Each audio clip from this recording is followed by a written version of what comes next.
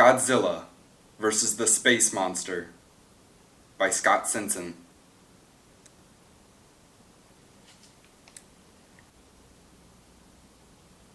Prologue. Special Space Shuttle Venture X. Mission, Asteroid Destruction. Come on, Mac. It's almost time. Yawning, Dr. Peter McGregor stirred in his bunk. He opened his eyes to find a young Japanese officer pushing at his shoulder. "What are you waiting for? Breakfast in bed?" Sukuna asked, with a hint of a smile. Not a bad idea. Mac reached to unbuckle the cloth belt that held him down. In the gravity-free air of space, his body instantly began to rise. He grabbed the edge of his bunk and lowered himself to his magnetic boots. So we finally get our chance to blow stuff up. I knew there was a reason I volunteered for this. Together, the men left the tiny sleep station area and climbed the ladder to the flight deck, directly above them. When they reached it, Mac paused at the sight beyond the front window. A glowing green sphere hung silently in the reaches of black space. A large asteroid had been in visual range for more than 2 days. "A nice big green golf ball," Mac said. "Nasty enough to do to us what the big one did for the dinosaurs 65 million years ago. And on the exact same collision course for Earth. I still can't get over it." Sukuna nodded. "Let's make sure this one doesn't get a hole-in-one." "Roger that." They went to their stations. Both the pilot and the flight commander greeted them. The commander seemed to be in a staring match with the asteroid. 6 minutes, Commander Susan Baxter said. Her voice was tinged with excitement. Mac and Sukuna looked over their instruments. "All systems functional," Sukuna added. "Multiple warheads operational, ready for Dr. McGregor's targeting." "Targets locked on," Mac said a few minutes later. Then he leaned over to his friend and whispered, "You realize we've got exactly one chance to get this right, or else we'll fail our entire planet." Sukuna didn't even look up from his instruments. "Thank you." Suddenly, a blinding greenish light filled the view screen. Impossibly, it leaped from one screen to the flight deck. Energy rippled from one command station to another. It crackled like lightning. Max shouted as the energy poured into him. There was no pain, but for a moment, he felt a strange fluttering in his mind. Memories were shaken loose like leaves from a tree. He thought of the summers with his grandparents on their Indiana farm, his wife and his daughter, his training, his education, and the past weeks on board the ship. The energy began to fade, and just like that, it was over. "Status," the commander demanded. "No injuries here," Sukuna said. "Instruments read normal." The pilot said the same. Everyone looked at Mac and waited. "Mac," prompted Sukuna. "Are you injured?" Mac shook his head, though he felt a bit strange.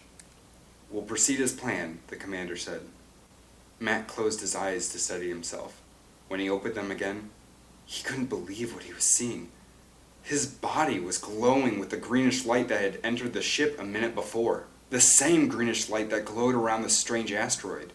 And no one seemed to see it but him. Mac tried to speak, but no words would come out. Instead, he looked down to see his hands working the instruments.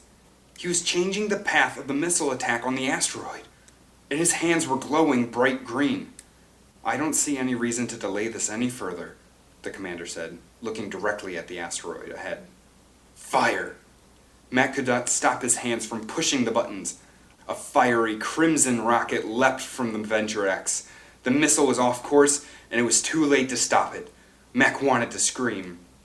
Mac and the crew watched as the missile's warheads detonated too soon between the shuttle and the asteroid.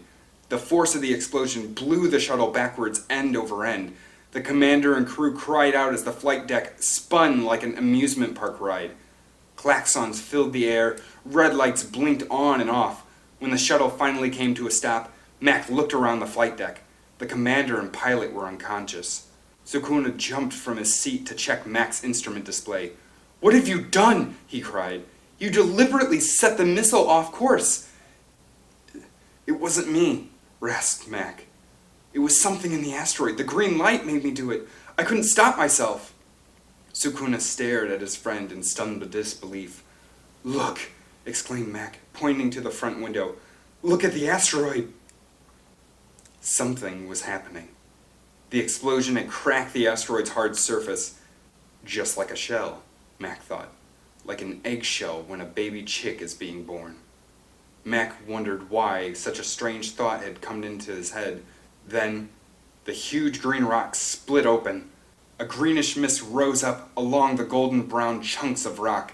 Several fragments of the asteroid flew off into space. Then, from the center of the debris, a huge shape reared up. A three-headed creature flapped its wings and rocketed toward them. A green glow pulsed around its golden body. Both Sukuna and Mac shuddered in terror. To them, it looked like a creature out of legend, like a kind of dragon. Instinctively, the two men could feel the dragon's intentions. Pure evil. The dragon was living inside the asteroid, Sukuna said, and we let it out. No, Max said. I let it out. Because it made you. Sukuna believed his friend now. The dragon rose up before the shuttle's front window, filling it completely. Strangely, neither Mac nor Sukuna had the power to turn her away. You know, it's funny, said Sukuna. What could possibly be funny at a time like this? Mac asked. My name. Your what? My name is an unusual one. I was named for a god in Japanese mythology, Sukuna Haiku. He loved to travel. He sailed the heavens in his boat, the Kagami. One day, he went too far. He sailed off and disappeared into deep space. Maybe he met a dragon, Max said. Sukuna nodded. Maybe he did. The space monster came closer and opened one of its three terrible jaws. The two astronauts cringed as the flames enveloped the shuttle. A moment later, the three-headed dragon was flapping right past them. The astronauts cried out in terror and then relief. The shuttle's high-intensity, heat-resistant shell had held up. The crew remained alive, but Sukuna discovered that the shuttle's thrusters had been damaged, along with the communication systems. There's no way to let the people back home know what's happened, said Sukuna. And with the damage to the thrusters, it may take us twice as long to get back. But we'll make it, assured Mac. At least the asteroid is destroyed. In all the excitement, however, neither astronaut noticed that a piece of the asteroid's debris was hurling away much faster than the dragon. Like lightning, the piece of rock flashed by with a speed far greater than any rocket ever built by humans. Neither Mac nor Sukuna noticed that it was heading in the same direction as the dragon, straight towards Earth.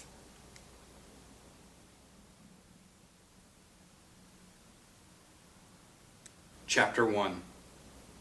Fort Sheridan, Indiana. 12-year-old Troy Richmond lay back in an open field, watching the skies. It was a cool spring day. The clouds looked like a fantastic city where danger and adventure awaited at every turn. Troy pictured himself in such a place, his life on the farm nothing but a memory. "Troy!" a familiar voice called out.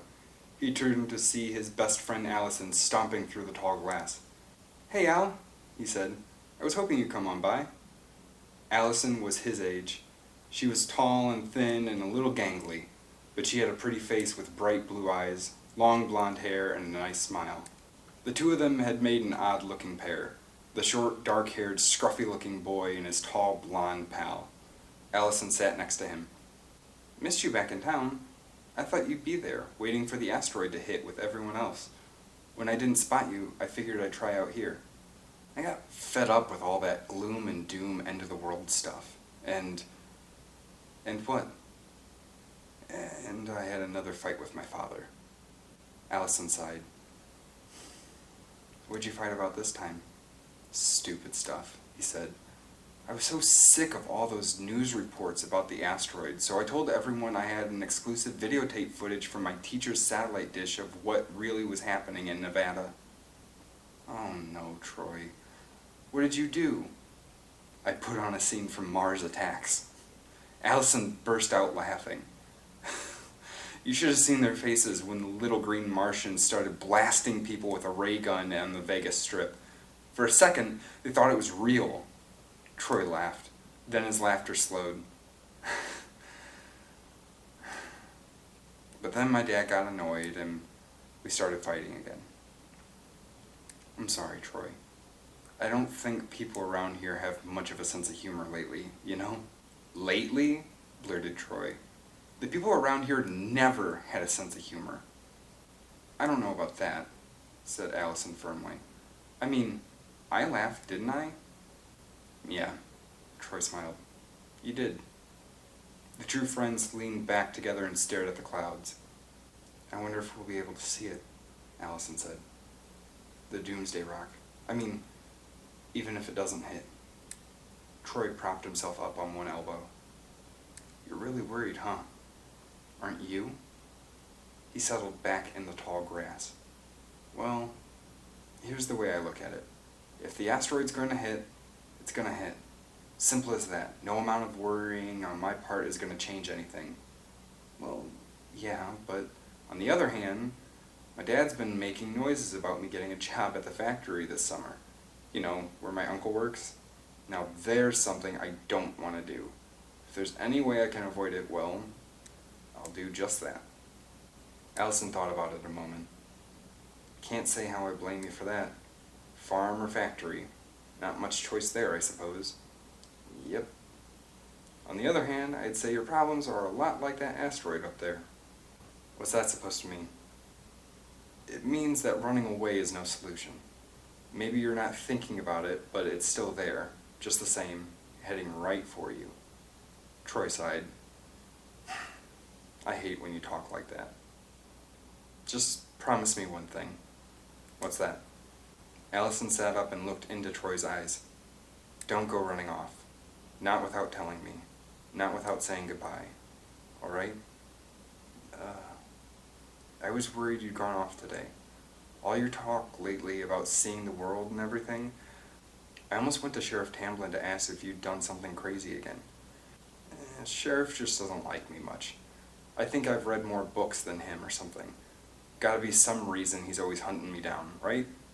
Just promise, okay? I promise, Troy said. He lay back and closed his eyes. The warmth of the afternoon sun felt good. But you know, Al, the truth is, I don't want to be trapped in a place where I don't fit in. I want to go places and be a part of something important and exciting. That's what I want, and I hate waiting around this little town, hoping it'll happen.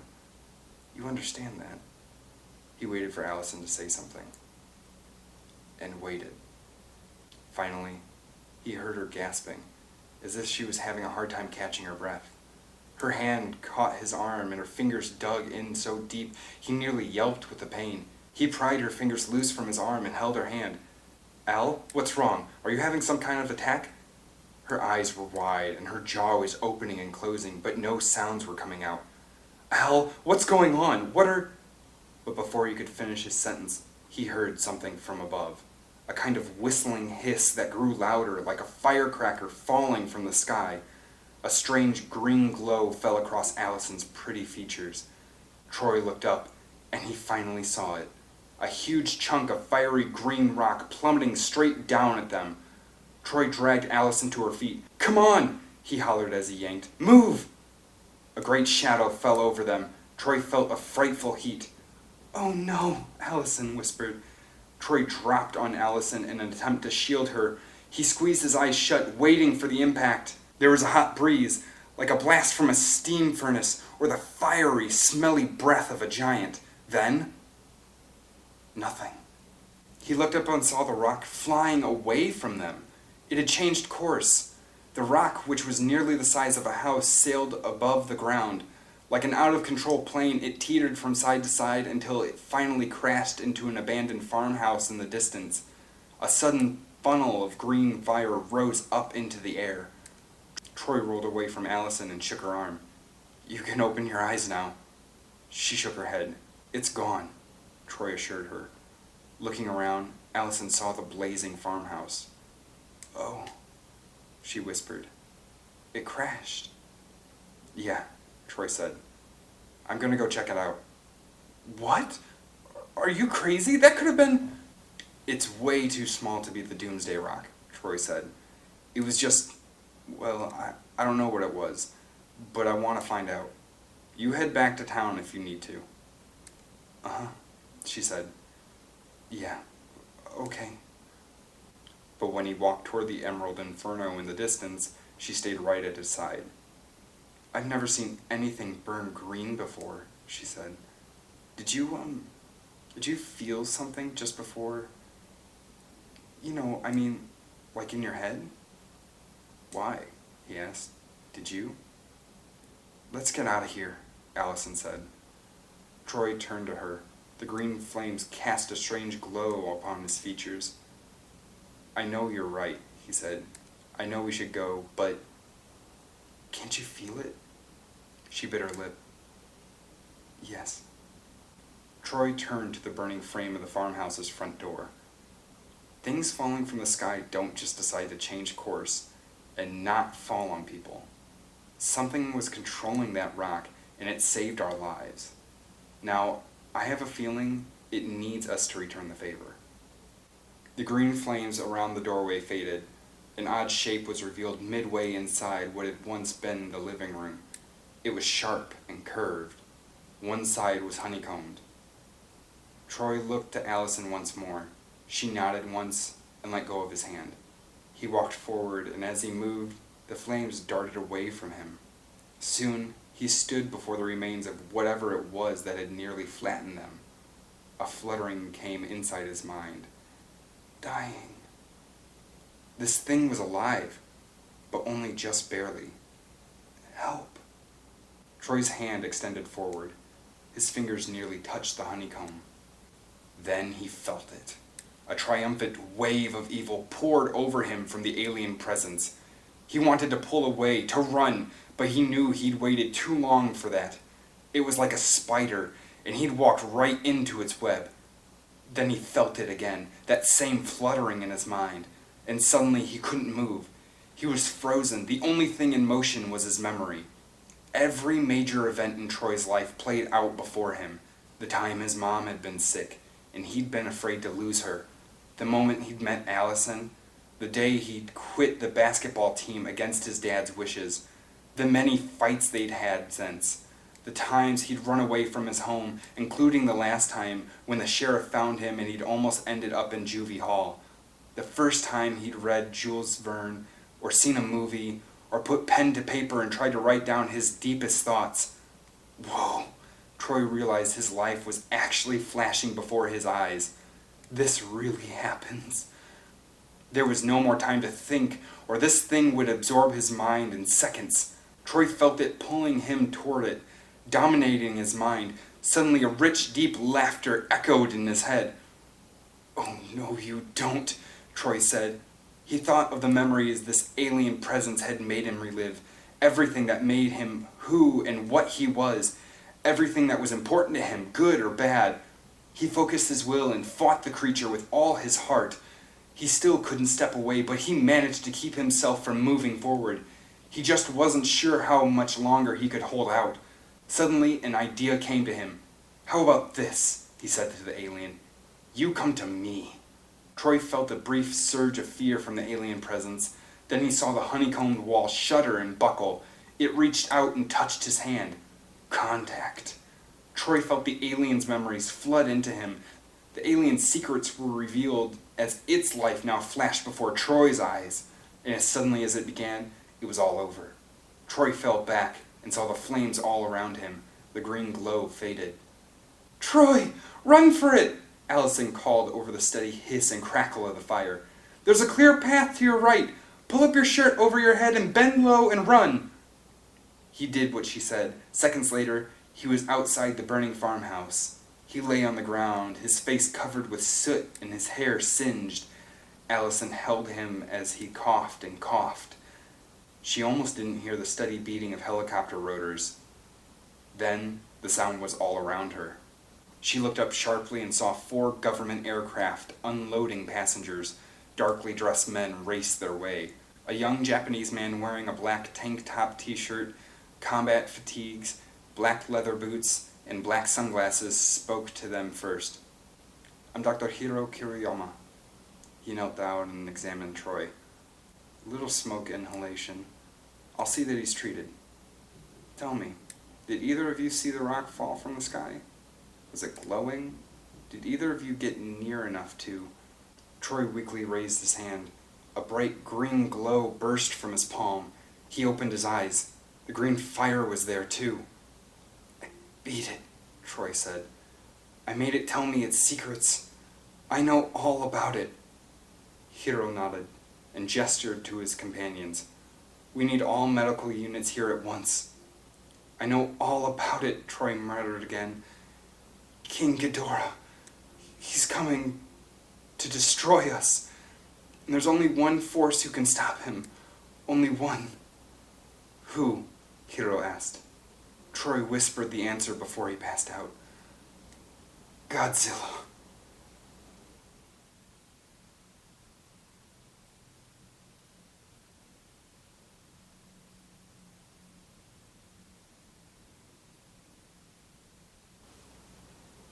Chapter 2. Monster Island, the South Pacific. Godzilla was having a rough night.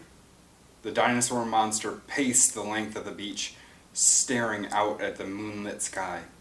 The sparkling stars were pretty, his one source of peace. His thoughts were a dark, confusing swirl. The smaller monsters he'd first met on the journey to Monster Island were becoming far too unpleasant. The 15-foot little lizards, Gila, Gecko, and Chuck, the Chuckwalla, spent all of their time making trouble for the humans who lived on the island. They would tear open the silver boxes where the humans gathered, then chase them into the hills. They used the humans' large metal dishes for sunbathing. They ate the humans' food supplies and became lazy after they'd stuffed themselves. Although he used to consider them his enemies, Godzilla had grown to like the humans.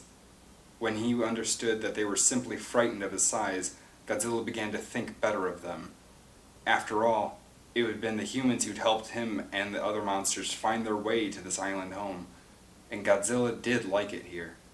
Of course, there were far more humans on Monster Island than Godzilla had ever expected. A small group of scientists lived on the island year-round, and they weren't so bad. The problem was the boatloads of humans that came on a daily basis. Families wearing garish colors, two-leggers who flashed bright lights at the monsters.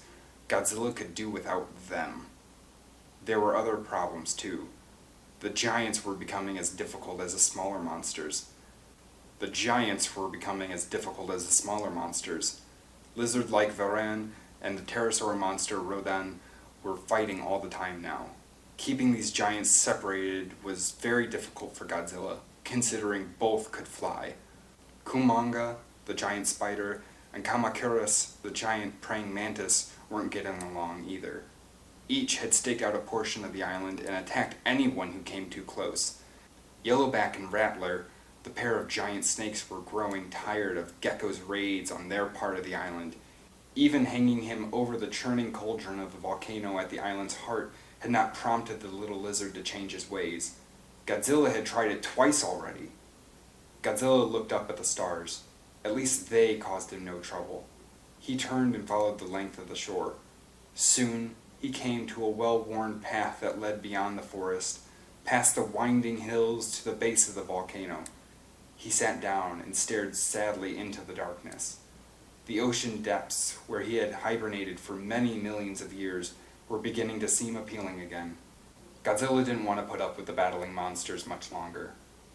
All of a sudden, he felt very tired. He didn't want to fight anymore, or be around those who did.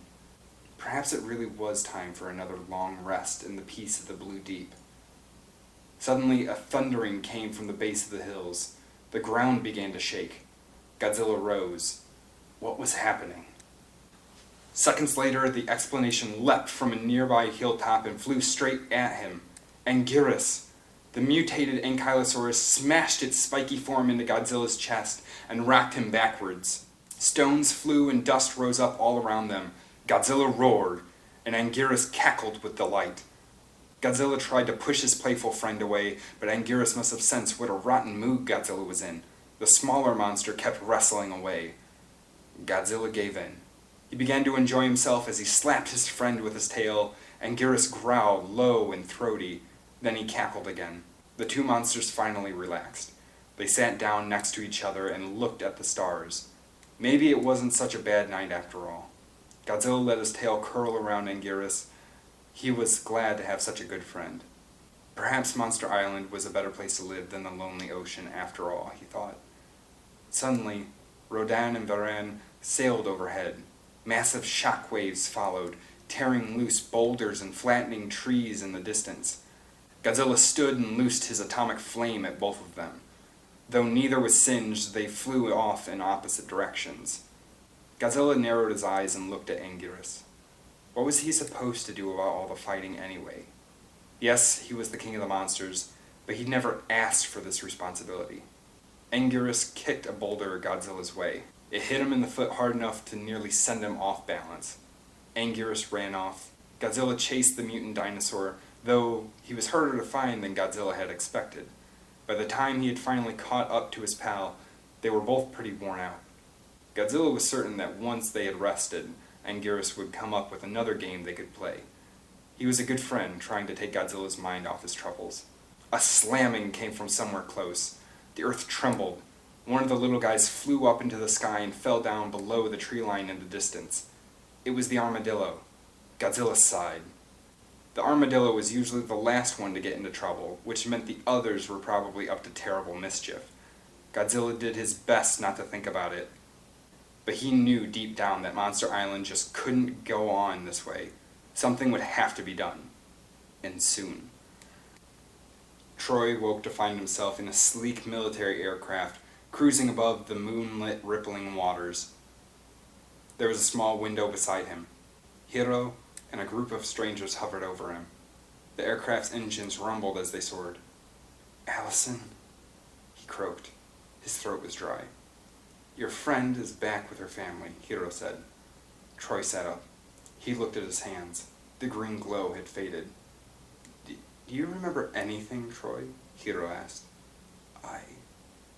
Do you remember touching a piece of the Doomsday Rock that leveled the McGregor's old house?" "Yes, I remember that." "How about our conversation since then? Do you remember all the things you told me?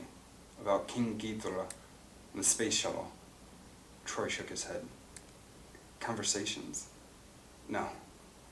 His head felt thick. "Ever since the rock, all I remember is being asleep." "Where are my folks?" "They're back in Indiana too. They're fine. They understand that you're needed here, and that it would be less distracting for you if they remain behind."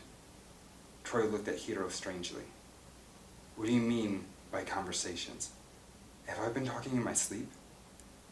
"In a way," Hiro said. He tapped a bound report. It was very thick, at least 100 pages. "You've been giving us technical information about the alien that you assimilated into." "That I what?" "The alien life form. The entity. It tried to take over your mind, but you beat it. You took over its mind. Remember? It was a remarkable feat of courage, Troy. The entity was clearly weakened by the crash landing, and you managed to take advantage of that. Now it's in our power, or rather your power. While you were sleeping, we've been asking it questions, and it's been giving us answers." Troy ran his hand over his face. "Thirsty." The soldier brought him water.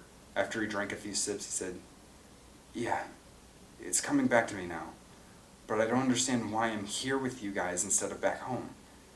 He looked through the window beside him again. An island came into view. Suddenly a bright silver-blue flame rippled up from somewhere near the center of the island. "What's that?" Troy asked. "Godzilla," Hiro said. "He does that whenever a new plane or ship approaches. We think it's his way of saying welcome to Monster Island."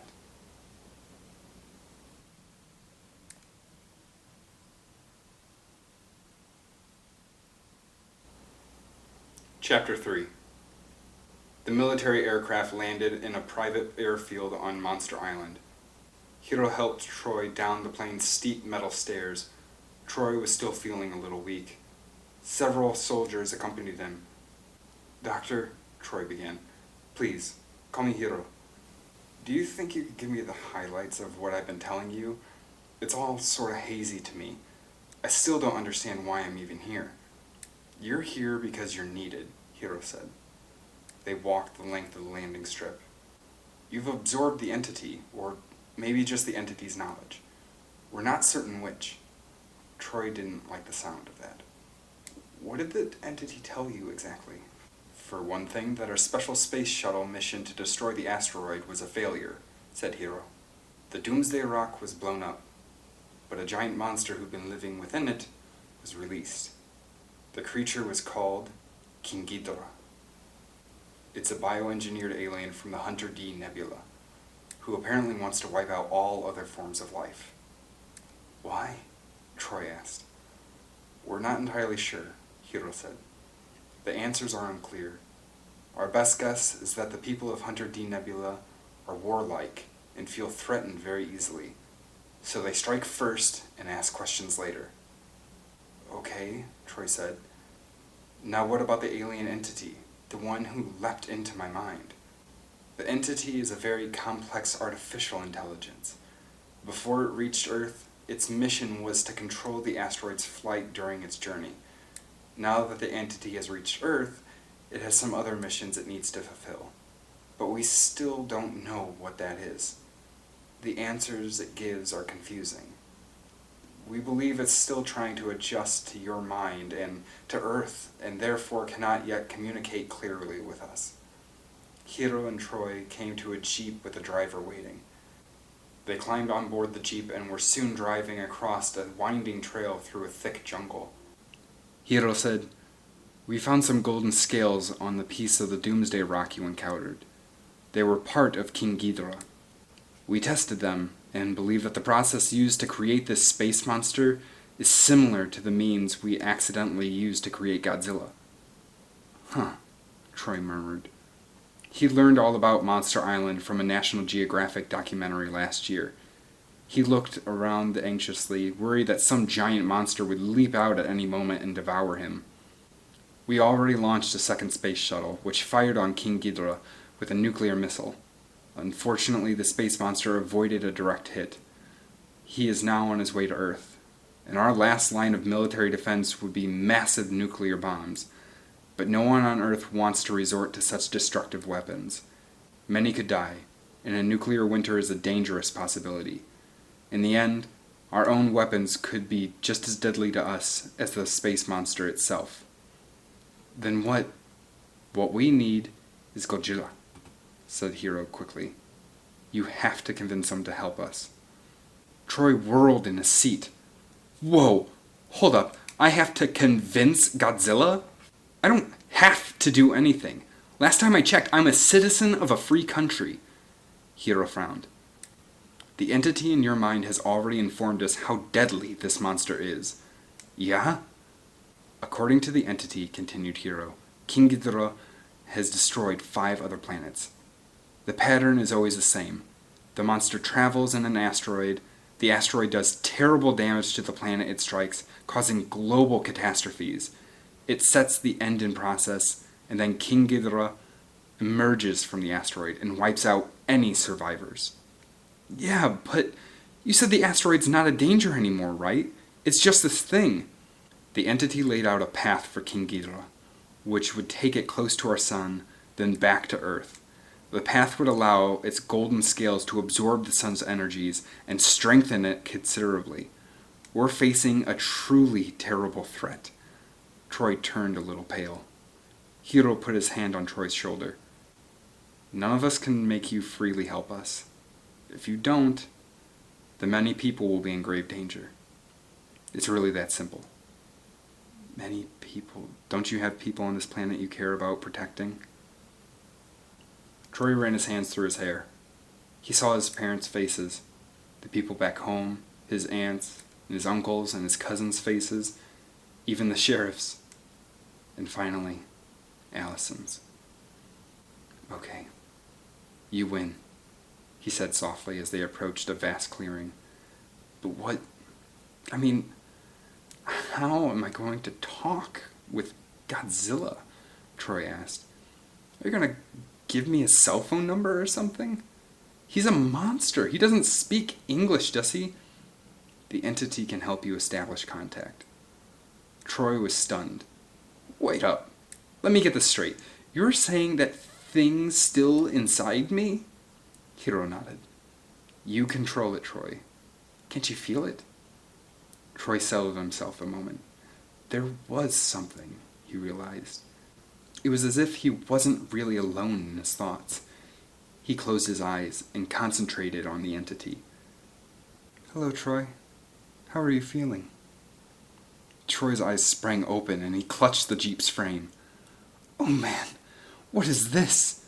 What is what? Hiro asked. It spoke to me. I heard it in my head, and the worst thing is, it sounded like Allison. I can choose another voice if this one upsets you, said the entity. Its tone was calming and soothing. Actually, Troy decided that having it sound like Allison made it a little easier to deal with. Understood, said the entity inside Troy's head. I had anticipated this, of course. Troy looked over to see Hiro watching him closely. We're just getting to know each other, explained Troy. Good, Hiro said. Because we're here. The Jeep entered the clearing. Something very large waited just ahead. It stood as tall as a skyscraper and had feet the size of houses. Troy looked up until the back of his neck ached. Godzilla stared down at him. Whoa, Troy said. He shuddered. Hiro, I don't think this is such a good idea. Communication with the giant will be a simple matter to arrange, the entity said to Troy. Yes? Hiro asked. Troy shook his head. Never mind. Any idea exactly what I should say to him? Let him know that you're his friend, that he can trust you, that all of our lives... I think I'll just start with a hi, how you doing? Troy said. Sounds good. Troy looked up into the night sky. Godzilla was bigger than the tallest building Troy had ever seen. He felt like an ant next to the charcoal gray behemoth, a peasant before a king. Unworthy. Okay. I'm ready, Troy said. He was thankful his voice didn't tremble or break. Suddenly the world became bright green. Troy saw that his hands were glowing again. In fact, he could feel the alien's power throughout his body. A green bolt of energy shot from his hand and struck Godzilla. The monster teetered backward in surprise and slapped his tail down hard on the ground. The Jeep was overturned by the force and Hiro fell to the ground. But Troy was hardly aware of the quake, because at the same time, he was within Godzilla's swirling thoughts. Images overwhelmed Troy. He saw the other monsters on the island fighting and misbehaving. He saw the cool, sparkling depths of the ocean. Feelings washed over him too. He felt Godzilla's distrust of nearly all two-leggers, and his anger that the little paradise had turned into an island of trouble. There was something else too. It was another feeling that Troy could not identify, a longing, undefined.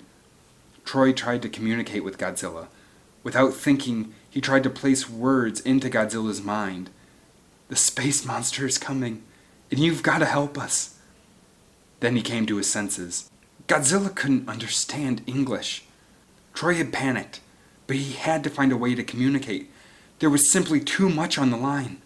He thought of Allison's face and his feelings for her.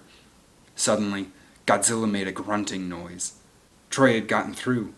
Not the words, but with the image of his friend and his feelings, and he realized how he could communicate. Show King Ghidorah to Godzilla, Troy commanded the entity. Show what the dragon does. New images appeared. The immense three-headed space monster was breaking through the clouds of an alien world. Cities were being destroyed by Ghidorah, while the alien beings who lived within them tried to escape. Fire, smoke, destruction followed.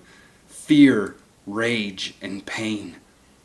Another planet was attacked by the golden dragon and reduced to a swirling cauldron of flame. Then a third world, and a fourth. Godzilla was greatly upset by these visions. He batted the air before him, trying to make the terrifying images go away. When he wouldn't, he reared back and released his blue-white atomic flame into the empty air.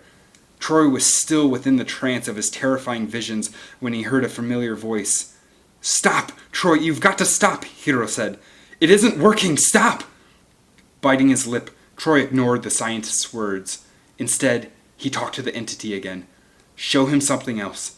Show him this world. What he'd be fighting for. Make him understand. The images changed. They became visions from Troy's life.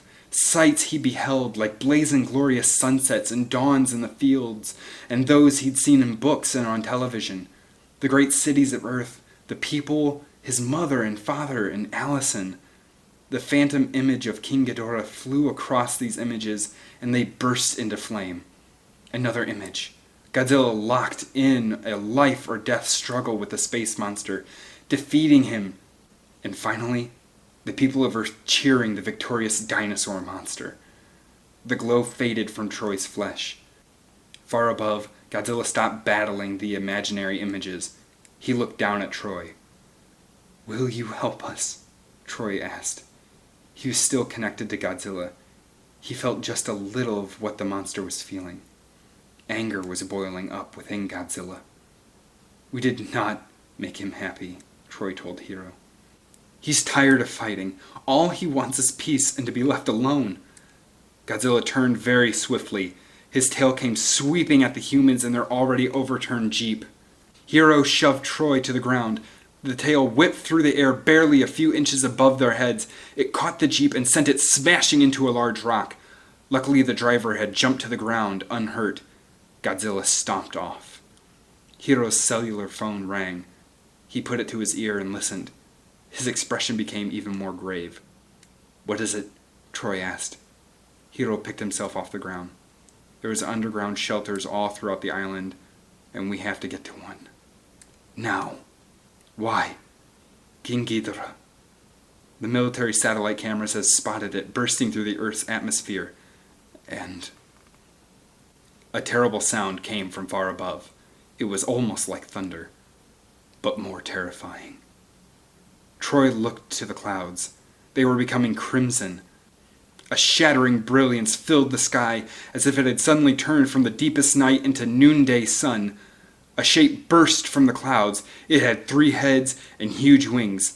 Fire whipped around its body. King Ghidorah was here. Chapter 4. Godzilla was startled to see the dragon from his waking dream appear before him in the night sky. Its cry was piercing. Looking at it caused the stirrings of an emotion he hadn't felt in a very long time. Fear. King Ghidorah flew down to the dark island. The dragon swept overhead several times. Lightning crackled about its 3 heads. Godzilla watched as the humans took to their underground shelters. He surveyed his island, hoping to spot the little monsters. Yes, they'd been unruly lately, but he had a sense they'd be terrified right now, and they might need his protection. Then he spotted them. The diggers of the group, the armadillo and the gopher, were burrowing deep, and the others were racing into the holes they'd made. With any luck at all, they'd be safe. Godzilla watched King Ghidorah fly overhead. The space monster seemed to be studying the island. It lingered over the spots belonging to the other monsters. Godzilla wondered if perhaps King Ghidorah would leave him alone. Then the space monster opened its 3 jaws wide and attacked. Bolts of lightning rippled through the night sky and struck Godzilla. He was thrown back nearly half a mile. His immense form tore through several of the humans' outposts and leveled an entire stretch of jungle. Godzilla found himself deposited next to a breathtaking web built by Kumonga. The spider hissed at him and poked him with one of its many sharp legs, a warning to stay out of his territory. Godzilla had no time for this. Using his tail to balance, he rose to his feet and saw King Ghidorah coming in for another assault. This time, Godzilla was ready. The diamond-shaped ridges along his back lit up with blue-white energy. Godzilla opened his maw and bathed the oncoming monster with searing atomic flame. A mist rose up. For a moment, Godzilla could see nothing. Then King Ghidorah came crashing down on him, slicing its razor-like wings across Godzilla's face and neck. Godzilla raised his claws to defend himself, but King Ghidorah bit down hard and baked them with his own fires. Godzilla screamed as the second of the dragon's 3 mouths closed on his throat. King Ghidorah's touch was cold, like ice. No wonder the mist had come off the monster when Godzilla had covered it with an atomic flame. All Godzilla's white-hot breath had managed to do was warm the beast. Blast! With all his might, Godzilla managed to pry King Ghidorah loose, then hurled it into the night sky. The dragon spun a few times, and a strange cackling came out of it. Laughter. Then the real assault on Monster Island began. King Ghidorah descended on the nests of two of the giant monsters. The praying mantis Kamacuras had erected a stone fortress, and the giant lizard Varan had carved a shady spot from the side of the volcano. King Ghidorah destroyed them both. Then the dragon directed its terrible lightning at the core of the island's volcano to superheat it. Lava began to spit from its mouth and drip down, setting fire to many human buildings that had been erected. Godzilla tried to keep up with King Ghidorah, but the space monster moved so fast. By the time Godzilla reached Rodan's part of the island, the flyer's nest was in ruins, and King Ghidorah was out of Godzilla's reach. Godzilla saw the enraged Rodan flying after the space monster, but a single blast of its lightning sent the mutated pterosaur to the ground. Varan leapt into the air and took a single swing at the space monster, but King Ghidorah struck him with one of its heads and sent him reeling to the ocean. All the other monsters stayed near their nests, engaging King Ghidorah only when the dragon directly attacked them. Godzilla didn't understand why this was happening. He'd done nothing to declare himself an enemy of this creature, yet it was destroying Monster Island. Yellowback and Rattler had their turns next. The waters of the swamps where they lived were turned to steam. The giant snakes hissed and bit at the space monster, but King Ghidorah kept out of range from their snapping jaws. The golden dragon cackled as it leveled the ground and flattened trees with terrible shockwaves. Anguirus, Godzilla thought suddenly. Where was his best friend? The mutated Ankylosaurus never ran away from a fight, yet Godzilla hadn't seen him at all. Was he all right? King Ghidorah circled over the volcano once more and released more of its lightning at the lava flowing within. Godzilla knew that if King Ghidorah succeeded in making a volcano fully erupt, his dream of peace and a place to call his own would be lost. He raced towards the volcano, unmindful of the few remaining buildings that he smashed along the way. He heard the rumbling from the other side of the volcano. It was Anguirus. The spike-backed dinosaur monster suddenly appeared at the mouth of the volcano. He launched himself high into the air, spinning so that his sharp, long spines would strike the belly of the flying beast from space. King Ghidorah tried to fly away in time, but Anguirus hit the dragon before it could escape. King Ghidorah hollered as the spikes sank into his belly. The sheer weight of Anguirus made it hard for the three-headed giant monster to remain aloft. It started sinking down, right toward Godzilla, who was waiting below. Using much of its strength, King Ghidorah pried Anguirus loose and sent him plummeting toward his friend. The monsters crashed together, and King Ghidorah bathed them with crackling flames. Godzilla and Anguirus rolled away from one another, dazed and wounded. Then, with a final cackle, King Ghidorah circled overhead, the fiery rays of the rising sun reflecting off its golden scales. Godzilla stared at the bright light. It seemed strangely familiar to him, like a buried memory. Then it came to him. The last days. A fireball had destroyed the world of the dinosaurs. It had come from the upper reaches of the sky too, like a golden-scaled dragon monster.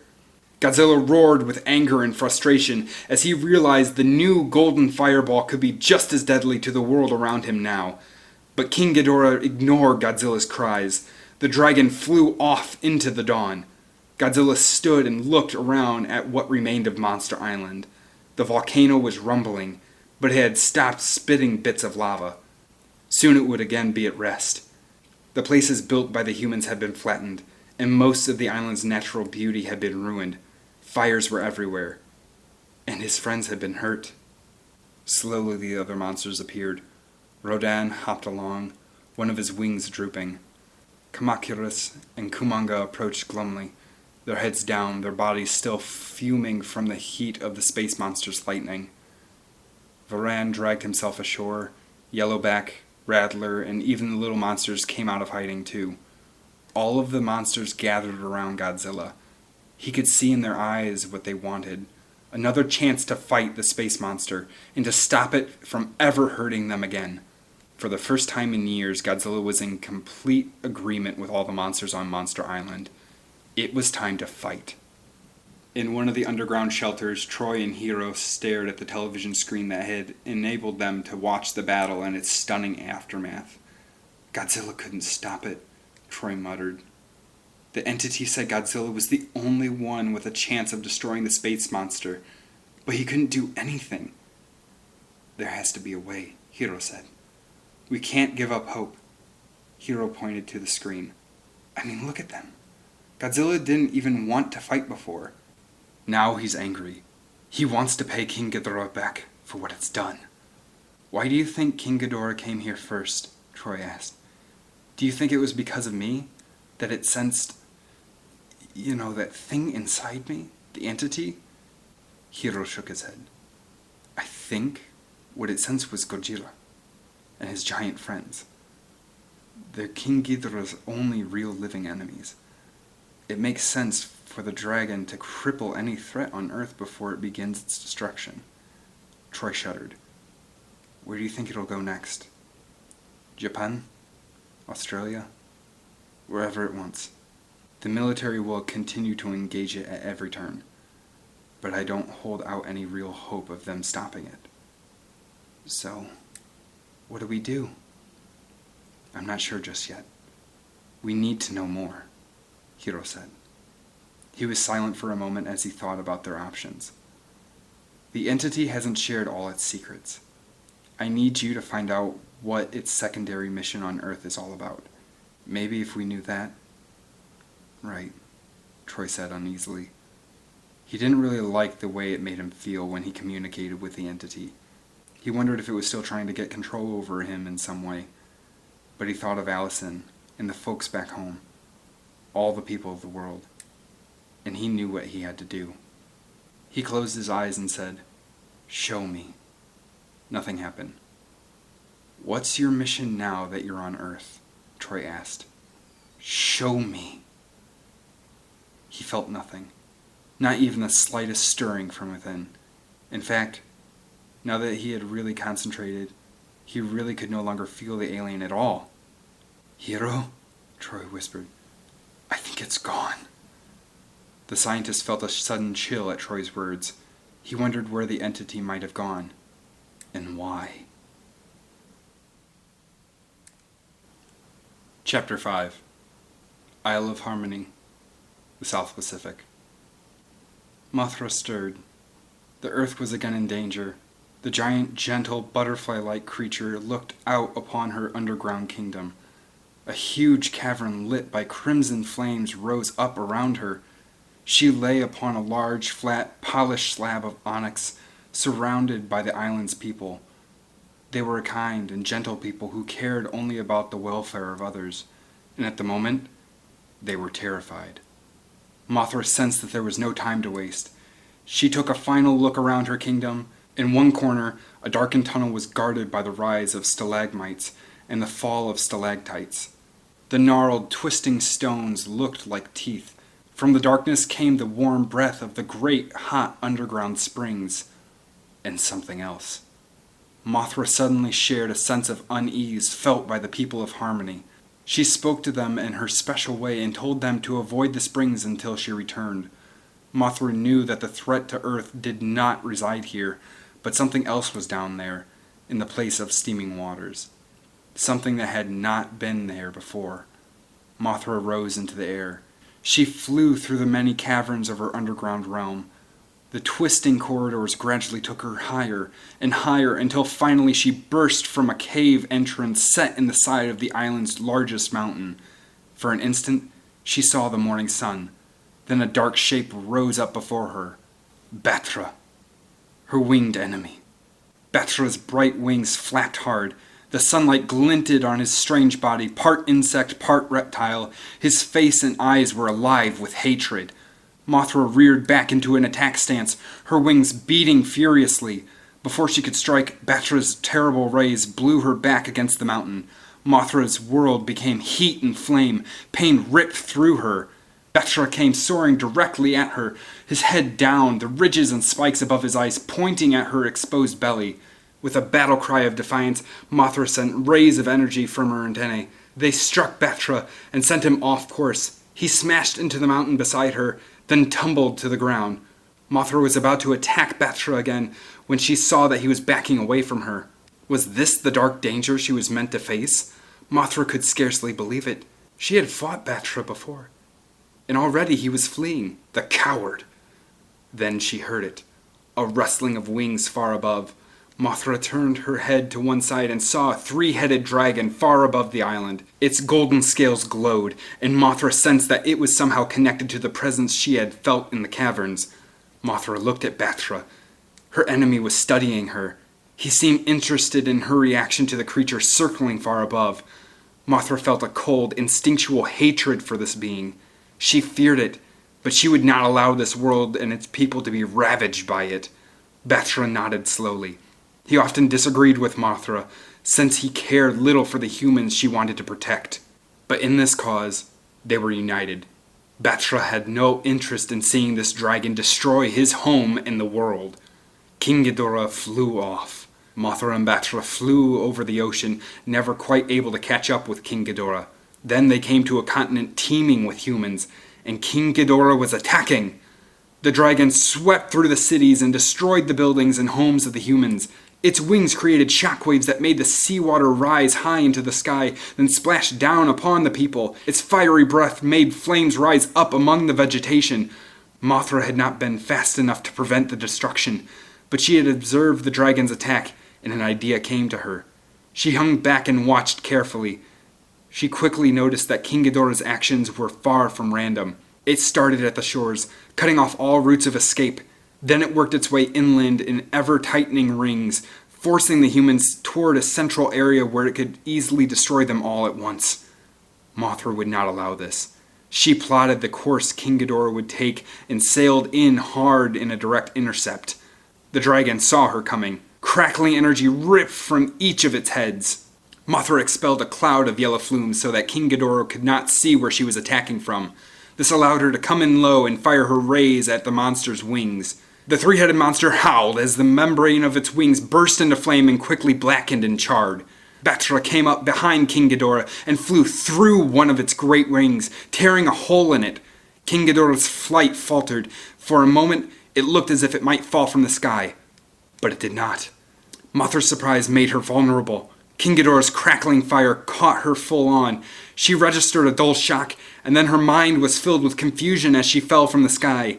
She hit the ground hard, leveling two buildings. Humans screamed and ran in every direction. Mothra heard Battra wailing far above. She looked up to see him engulfed by the fire too. He sank to the ground alive, but badly hurt. King Ghidorah's flight was now unsteady because it had been hurt, so it abandoned its attack on the continent the humans called Australia and flew south. Mothra was certain it would be back. Somehow, she had to be ready for it. Chapter 6. Monster Island, the Pacific Ocean. Troy wanted to go home. The entity had apparently fled from his mind, so he didn't understand what use he could be to the mission any longer. If this was the end of the world, he wanted to spend it at home. Funny. He'd spent so much of his 12 years trying to come up with ways to leave his small Indiana town one day. Now, it was the only place on the planet he wanted to be. Troy wandered alone on Monster Island. Slipping away from Hero had been easy.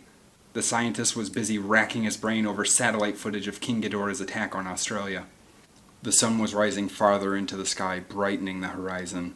A cool ocean breeze made his hair lazily drop into his eyes. It felt good. But Troy's good mood faded as he looked around.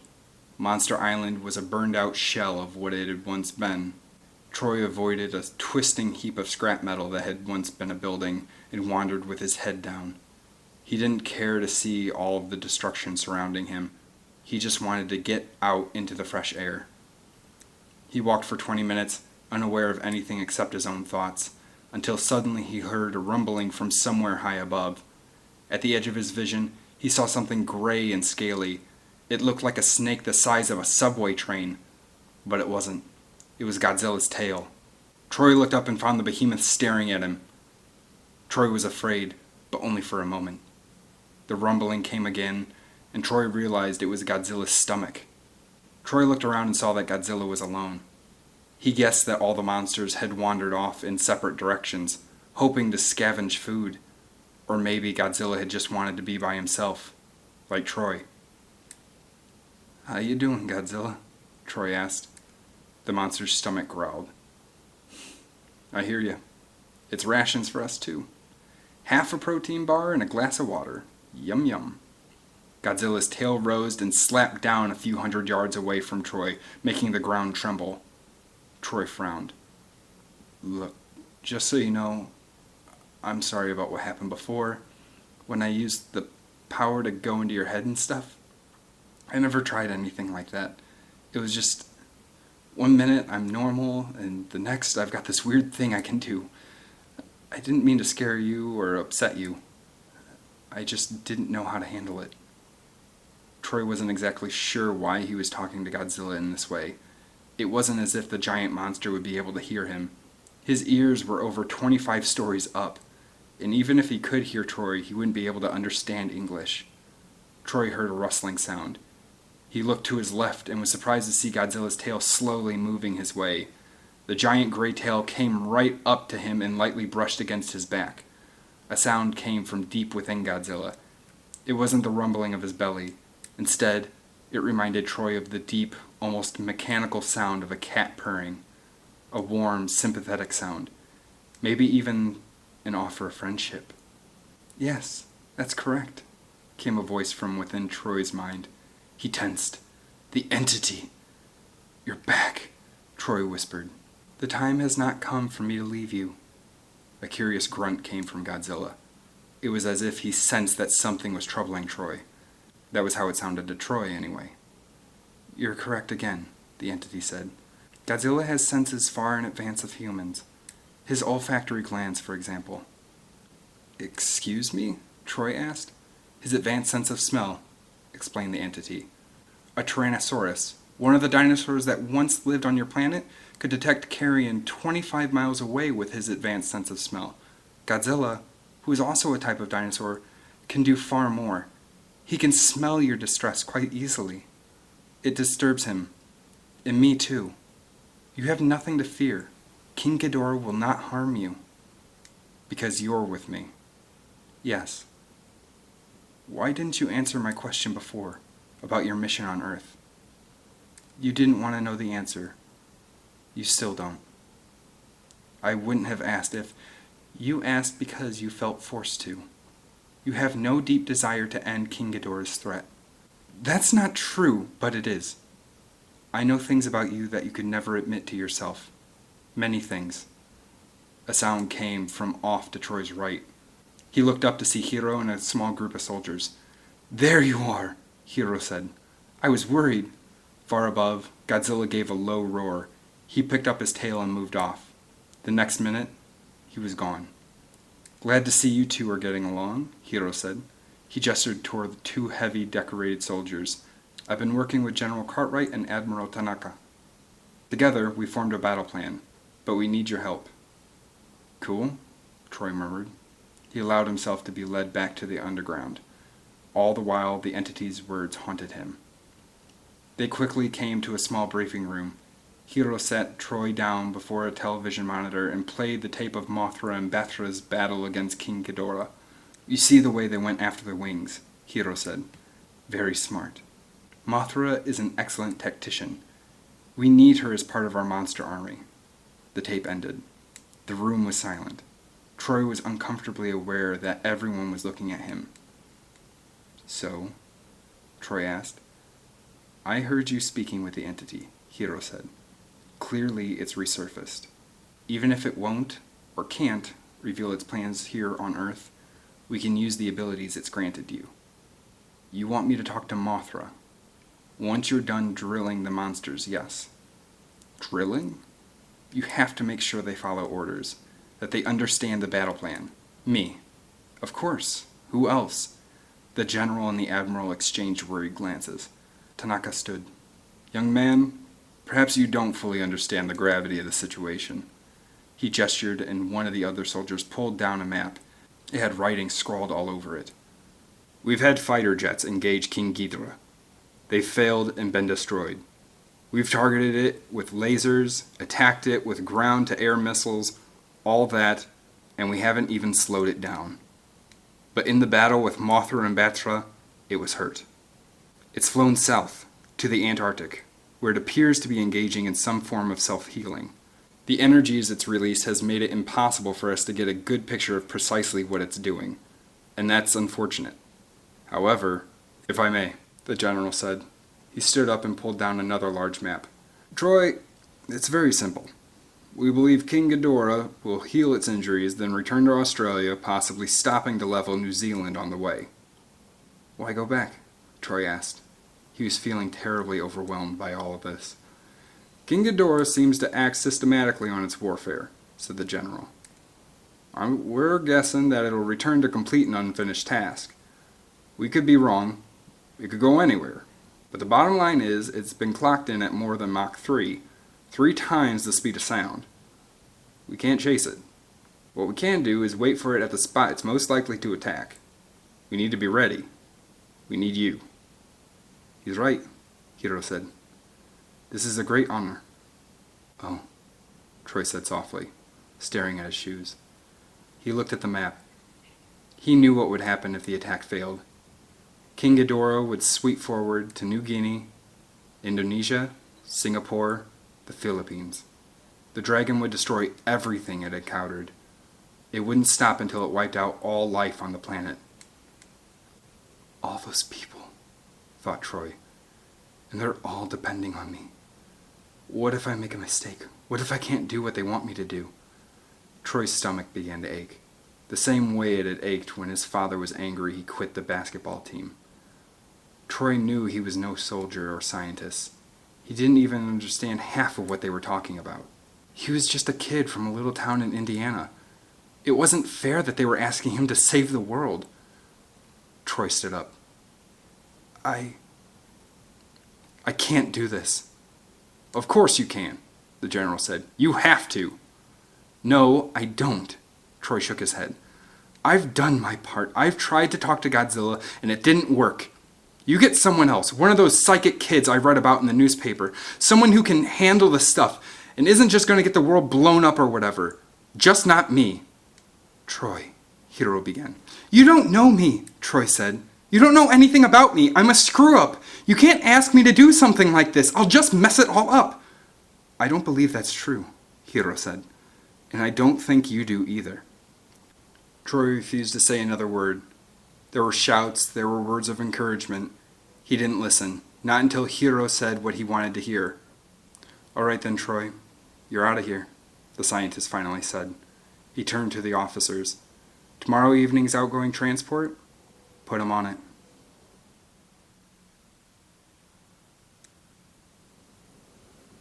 Chapter 7. Godzilla didn't like the idea of leaving Monster Island, but he understood that he was being taken to battle King Ghidorah once more. So, he tolerated the indignity of being airlifted over the water to another and far bigger island. A group of young men and women had arrived at the island very early that morning. They had special mental powers that allowed them to reach into his mind and the minds of all the other monsters to make them understand things. Yet, there was something about them that Godzilla didn't like. He didn't know what, exactly. They just weren't like the scrappy little fellow who first tried to communicate with him.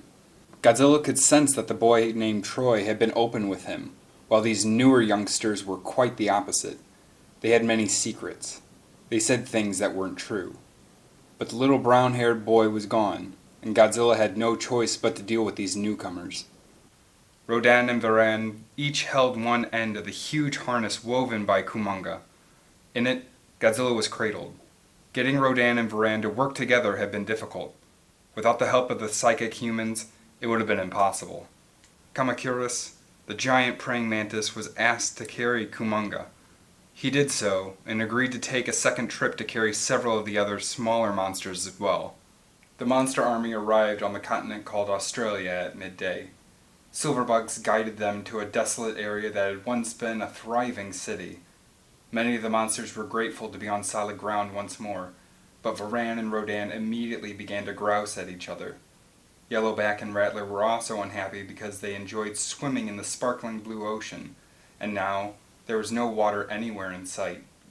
Worst of all, King Ghidorah was nowhere to be seen.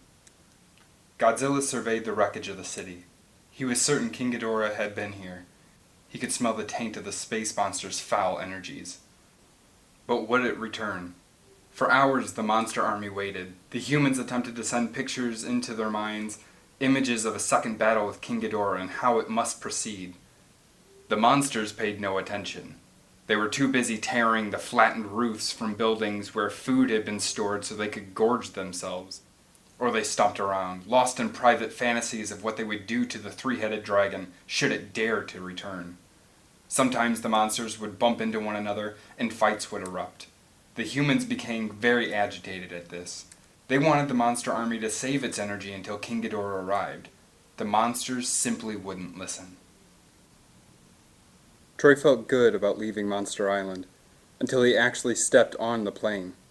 Sitting in the small military aircraft, he began to think about arriving back home. His family and friends would ask him what happened. Allison would want to know all the details.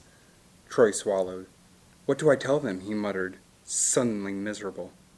"That I chickened out? That I quit?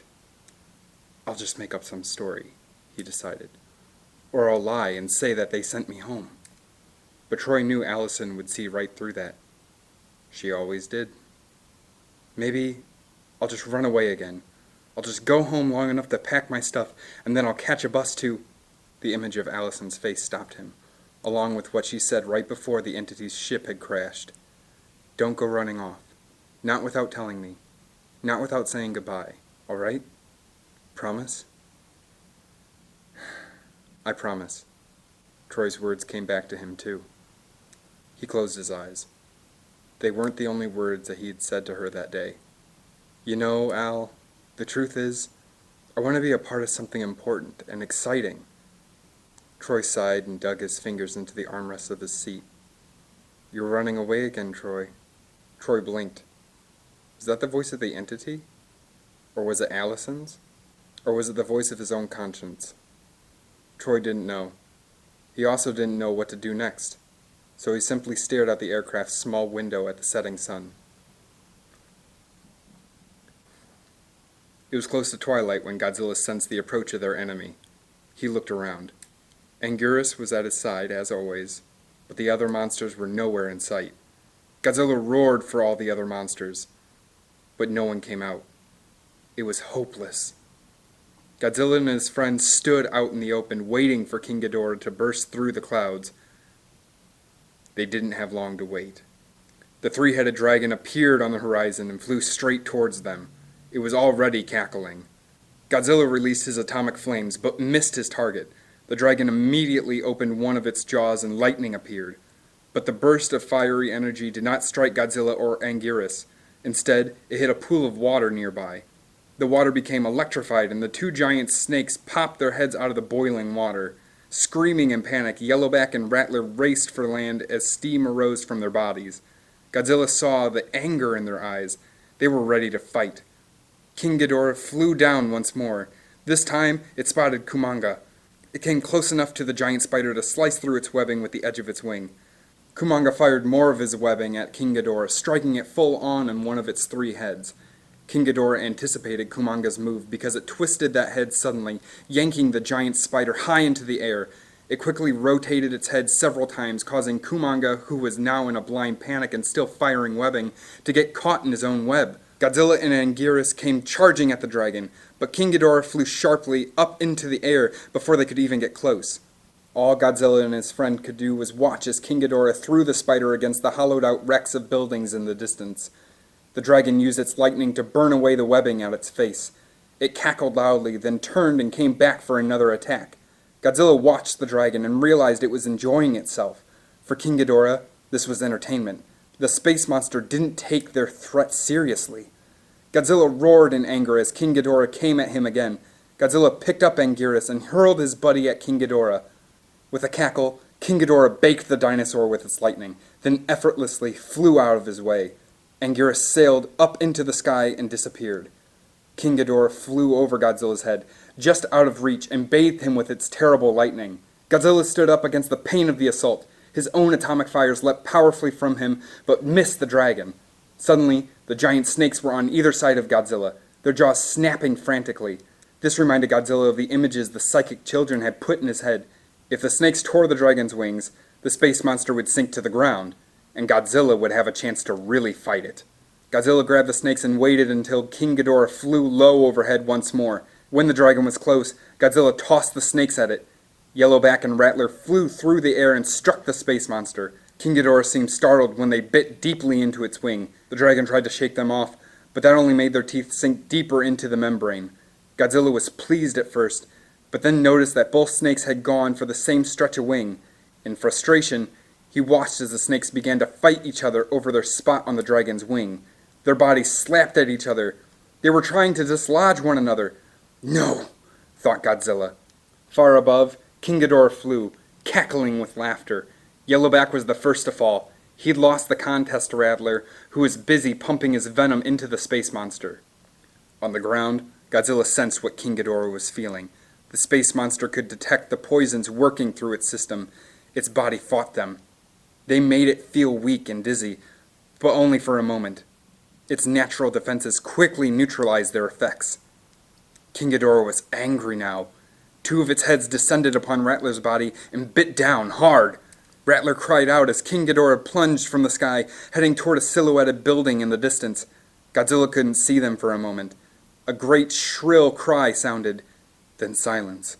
Seconds later, King Ghidorah reappeared. It flew directly towards Godzilla, with something in the jaw of one of its heads. It dropped the thing at Godzilla's feet. It was the giant snake's rattle.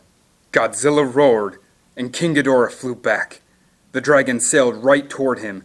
Godzilla expected the space monster to rise high into the sky once more, but instead it came into Godzilla's reach. Godzilla relaxed and allowed himself to be thrust backward several city blocks as King Ghidorah slammed into him. Then he reached up and grabbed hold of one of King Ghidorah's heads. King Ghidorah wailed as it understood what Godzilla was trying to do. The dragon slashed at Godzilla with one of its wings, but Godzilla remained firm, baking the monster's third head full with an atomic flame. King Ghidorah broke free and managed to rise limply into the air. The dragon was retreating, but Godzilla knew it was not defeated. King Ghidorah turned to give them one last cackle, and Godzilla roared in frustration. If only Rodan or Varan had been there.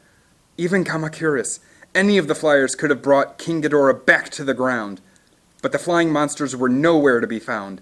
Instead, the buzzing silver bugs of the humans descended upon the area. Godzilla looked for Rattler, but he had disappeared. Was he dead? Godzilla did not know, and his spirits were sinking fast. But suddenly, Godzilla sensed something that gave him hope. He looked down and saw the small brown-haired boy stepping from one of the silver bugs. "Hey, big guy," Troy called. "Miss me?" Godzilla didn't understand Troy's words, but he knew what both the boy and he himself were feeling. The next time he fought King Ghidorah, things would end very differently. Chapter 8. Troy sat down next to Hiro, near the wreckage of a tall building. Godzilla was close by.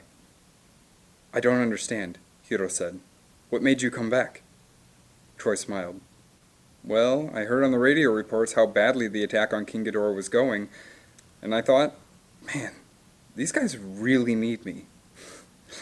So I asked the pilot to turn around and take me back." "I see. But aren't you afraid?" "Sure. I'm scared of messing up. And I don't like the idea of having so much responsibility. But it's not a matter of that.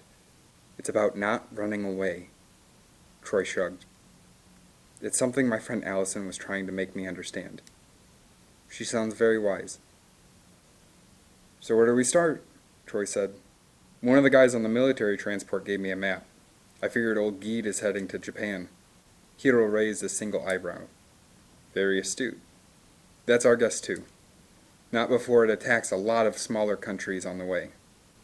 "So how do we help those people while also trying to set a trap in Japan?" Troy asked. "The same way we lured King Ghidorah to this spot. We have created microorganisms that leave the same biological signatures as human beings and spread them across lands that have been evacuated. The information the entity gave us while you were sleeping helped us perfect this strain. They're harmless and invisible. In fact, they're all around us right now. But they totally confuse King Ghidorah.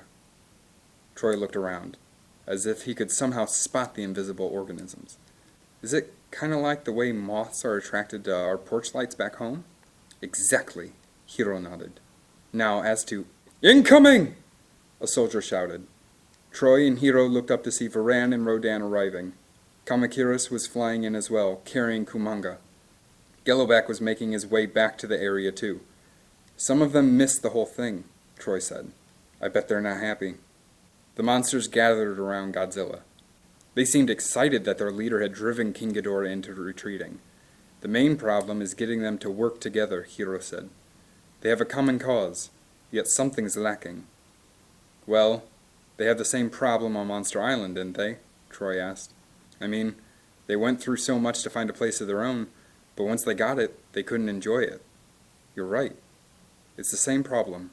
Troy remembered when he'd been inside Godzilla's mind.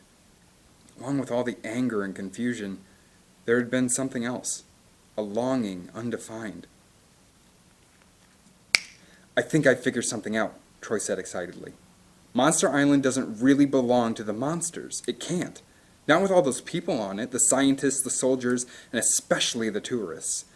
Not when all their food is being brought to them and all their needs are taken care of by others. It feels more like a prison, Hiro said. Or a zoo. They're used to being on their own, doing what they want. That might be why the giant monsters have been fighting against one another on the island, remarked Hiro. When they engage in battle, they're fighting to assert their own identities, their own will. Yeah, Troy said. I guess so. He thought of his own life back home, and the constant arguments with his folks. If I'm right, I can relate. So what's the solution? Troy shrugged. I don't know. What about the entity? Can it help us? Troy thought about it. I'll see. He closed his eyes and concentrated. Hello, Troy, came the voice of the entity inside Troy's mind. It seems you're doing much better. I want some answers, Troy told the entity. Of course. Then Troy opened his eyes and looked at Hiro. I don't have to ask the entity. I already know what the answer is. Godzilla is committed to the battle because he knows stuff about King Ghidorah and the people who sent him. But the other monsters are just angry. And, after a while, they forget about what made them so angry, and they start thinking about other things. What we need to do is make them realize what Godzilla knows so they can be as committed as he is. Yes, Hiro said. Let's do it. One thing first, Troy said. He closed his eyes again and commanded the entity. Tell me what your mission on Earth is. I am to make a record of your planet's destruction and send it back to the Hunter D Nebula as confirmation of the kill. Troy's newfound confidence faded. Your what? I'm certain that you heard and properly processed my statement. Troy looked over at Hiro, then repeated what the entity had told him. Even Hiro went pale. Ask it how, Hiro urged.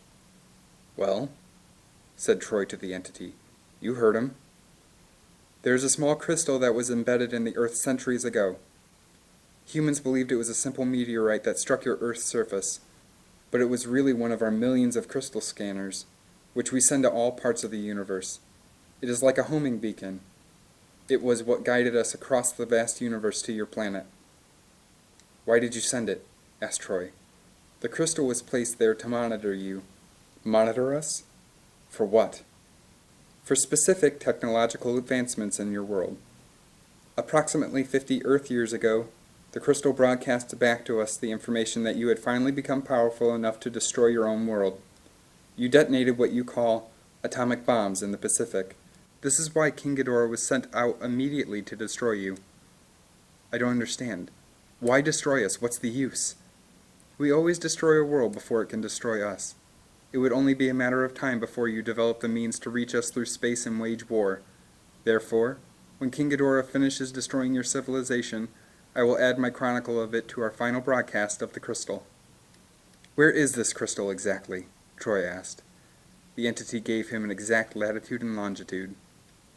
That's the Isle of Harmony, Hiro said. Mothra's home. We have to go there and destroy the crystal. We have to break the connection so the aliens can't find Earth again. I think you're right, Troy said. He looked around at the other monsters. But there's something that needs to be done first. Troy went to Godzilla. He looked up at the monster and signaled the entity. The green glow wrapped itself around him.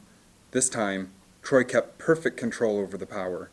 He gently eased his thoughts into Godzilla's mind. He quickly learned what Godzilla thought about the Golden Dragon. Godzilla instinctively felt that the threat of King Ghidorah was the same as the asteroid that had devastated the Earth 65 million years ago. Back then, the asteroid had wiped out the dinosaurs, and Godzilla's whole world had been destroyed. Godzilla knew the same thing could happen now. Focusing the alien power, Troy linked Godzilla's mind to the minds of all the monsters. They rose up, alert and intense.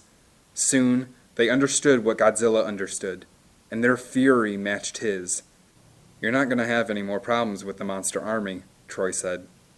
Now they truly understand what's at stake. I'll tell the Admiral, Hiro said. Troy withdrew his power.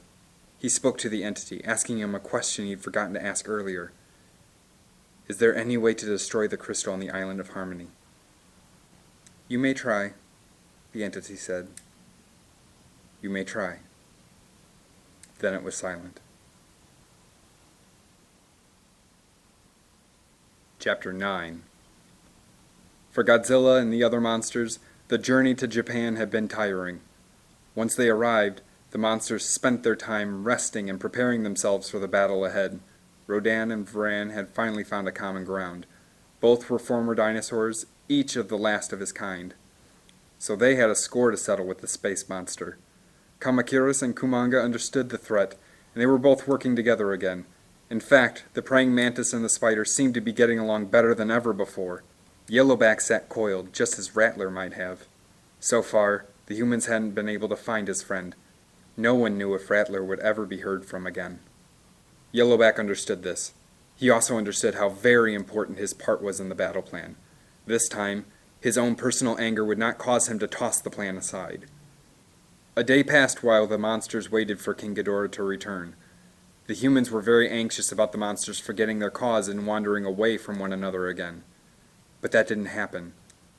Shortly after nightfall, King Ghidorah returned. The space monster's third head had been burned and blackened beyond recognition by Godzilla's atomic breath, and King Ghidorah flew a little uncertainly.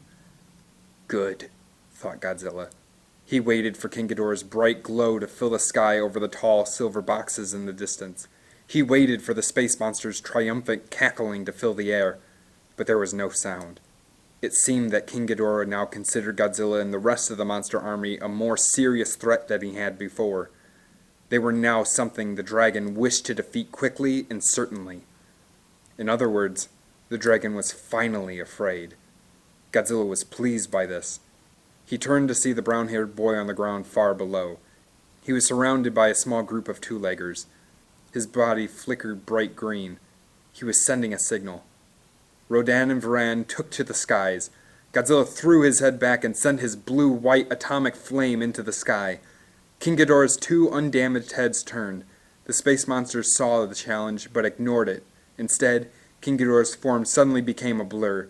The space monster tore across the sky, quickly enough to send shockwaves rippling down in its wake. Godzilla was blown backward down a wide street.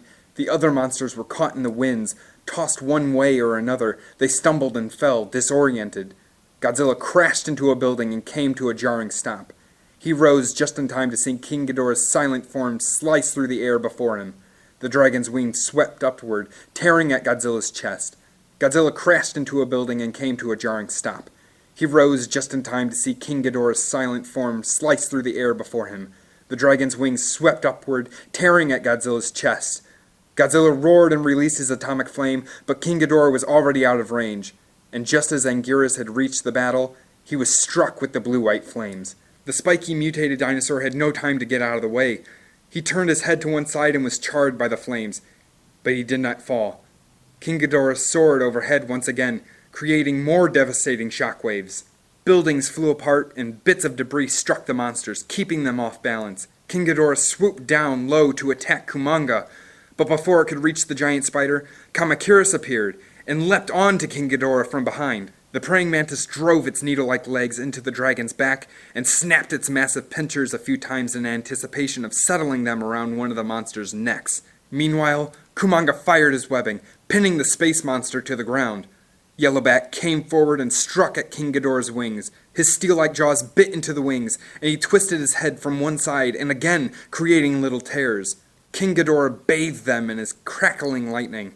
Kumonga was hurled backwards, and a few strands of his webbing broke apart. Yellowback dodged the swinging heads of the monster, while Kamacuras tried but failed to get his pincers around one of King Ghidorah's necks.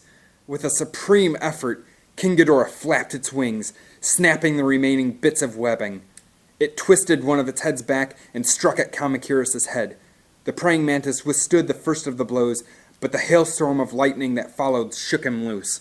King Ghidorah rose into the air, Yellowback still attached. The giant snake wrapped its thick body around the space monster's middle neck and used it to anchor himself as he continued to bite and tear the monster's left wing. King Ghidorah couldn't use its flames on the snake without striking its own body. The space monster howled in frustration. Godzilla and Anguirus began to move in on King Ghidorah, just as Varan came sailing down from the sky at maximum speed. Varan used his head as a battering ram and struck King Ghidorah square in the chest. The space monster tumbled back, practically into Godzilla's arms. Godzilla grabbed the space monster from behind. Anguirus turned its back to the alien creature and leapt backward, driving its spiky back into the monster's hide. Kumonga and Kamacuras returned and joined the fray. King Ghidorah howled in rage. It clearly had not expected the monsters to work together. Godzilla grabbed the body structure at the top of King Ghidorah's wings and held on tight. Then he started to pull them backwards. Godzilla roared in triumph. He knew it was almost over. Then, something impossible happened. The dragon's burned and blackened head rose up and glowed with a terrible green fire. Godzilla and all of the other monsters but Yellowback were so startled that they released their holds on the space monster.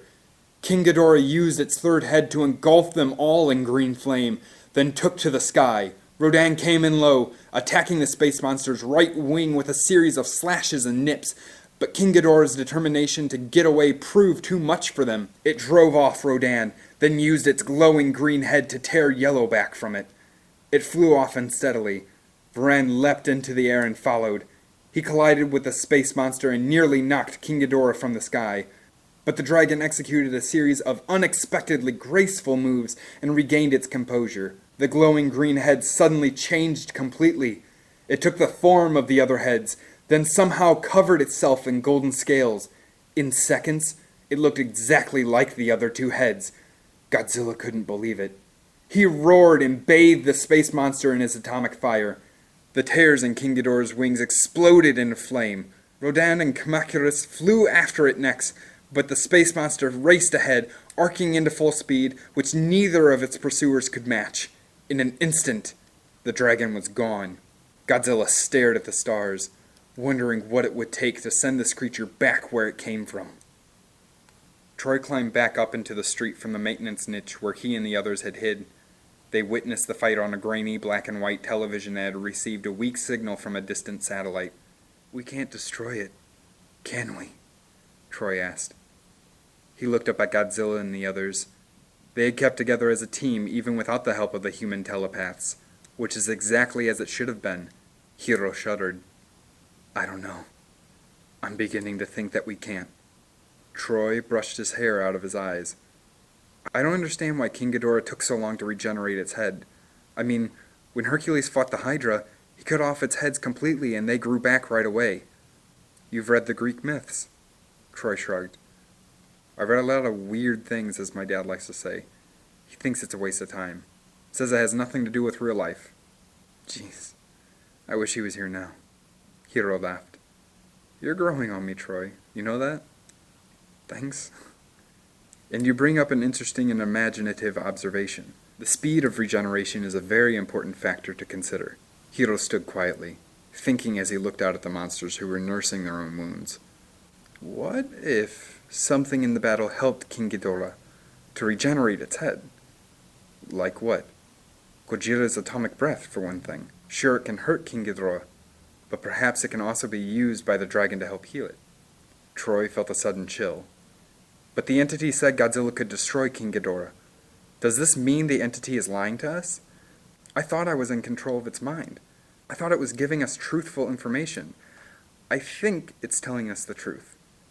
But there's something we haven't considered yet, and I don't know what it is. Yeah? Well, I think I know where we might find the answers, Troy said. And now that Godzilla and the others don't seem to need us around anymore, I think we better get there quick. Hiro nodded. He picked up his radio. We need to schedule immediate transport for 2 to the Isle of Harmony. Chapter 10. Troy expected the Isle of Harmony to look like a typical island paradise. Instead, it was a burned-out husk. There can't be anything alive down there, Troy said. Satellite readings tell us there is, but it's not on the surface. We have to go under the earth, Hiro said. The helicopter landed. It had an escort of 2 fighter jets, plus Rodan. Hiro carried a large black bag on a strap over his shoulder. Troy wondered what it was, but he didn't ask. Cameras and such, he decided, for when they found the crystal. Suddenly, a small group of people appeared from the mouth of a nearby cave. They wore brightly colored robes, red, golden, and emerald, and their skin was deeply tanned. They spoke no English, nor any of the other 7 languages in which Hiro was fluent, but they smiled and gestured for Hiro and Troy to follow them. The 2 of them were led down a dark, dank tunnel. Torches hung in sconces along the wall. It looks like they knew we were coming, Hiro said. Troy was barely paying attention because the entity was getting excited. It sent its energy through him, causing Troy to glow bright green. The islanders saw this and screamed. They fled, scattering down a dozen different tunnels. Don't worry about it, Troy said. I know which way to go. For more than an hour, Troy led Hiro down a winding series of tunnels. Troy was amazed. Though he'd never been here in his life, he knew every twist and turn the stone labyrinth had to throw at them. As they walked, Hiro marked each branching tunnel with a glowing paint so that they would know how to get back. They turned a corner and found themselves in a wide chamber. At its center was a kind of altar. Mothra sat upon it. Hiro bowed to the giant butterfly-like guardian of the island. Mothra folded her wings, which had nearly healed. She lowered her head slightly, too. Troy turned to a tunnel framed by what looked like a stone moth. What we're looking for is down there. Hiro looked at Mothra, as if asking her leave. The giant creature unfurled one of her beautiful wings in that direction and nodded. Let's go, said the scientist. When the reddish glow at their back faded and they were left in darkness, Hiro withdrew a high-intensity flashlight from the bag he carried. So what else do you have in there? Troy asked. Just some things we may need, Hiro replied. The corridor snaked further downward, and freezing cold air reached up to grab them like hungry spirits. Then they turned a corner and stopped. A gigantic cavern reached out as far as either of them could see. At the center of the cavern was a pool. At the center of the pool was a tall stone. The stone was high and round like an egg, and it rose at least 3 stories into the air. Greenish-white mist floated up around it. The crystal, Troy whispered. Without thinking, he walked straight into the water. He gasped at how cold the crystal had made the hot springs, but he didn't stop. Troy, wait! Hiro cried. The scientist rushed into the water behind him. He was too late. Troy's entire body began glowing as he reached out and touched the surface of the crystal. Suddenly, a greenish-white fire raced along its outside. The crystal shell then cracked and began to fall away. Huge chunks of stone rained down, but miraculously none came near Troy. Hiro was forced to keep his distance. He backed away and watched the shell crumble. The earth vibrated violently. Finally, the crystal was revealed. It's beautiful, Troy said. Hiro nodded, but he knew from experience that beauty could often hide untold terrors. The crystal glowed green and white. Its shapes were endless. Spires rose from its center. Arches crossed them. Twisted, jagged lines intersected them.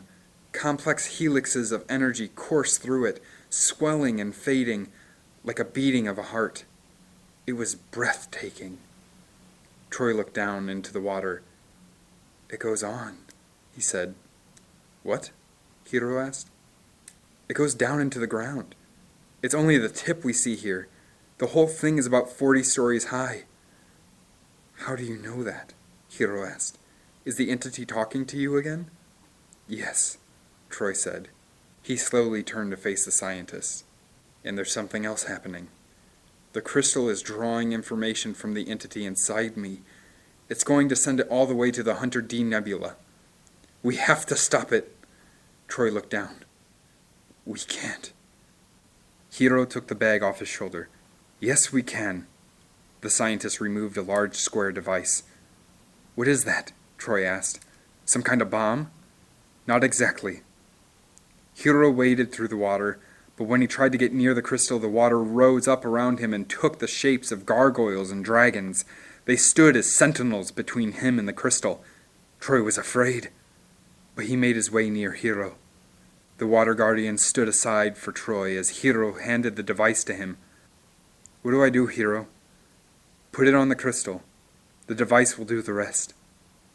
Troy turned and walked back to the crystal.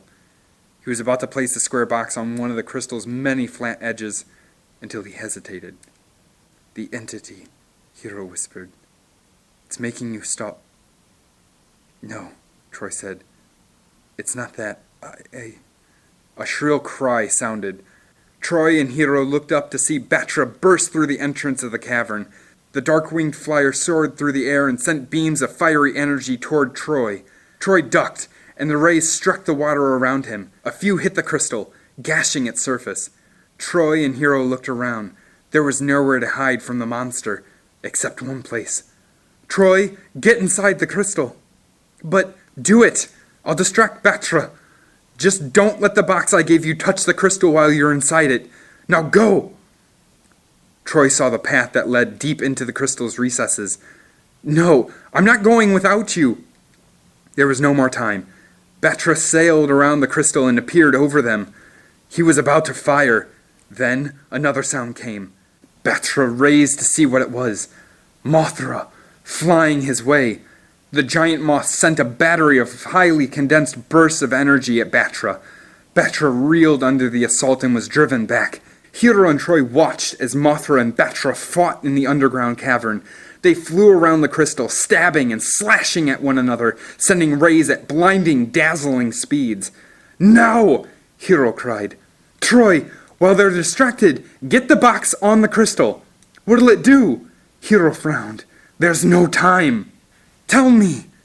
"It takes all the empty space between the construct's molecules away and then compacts it.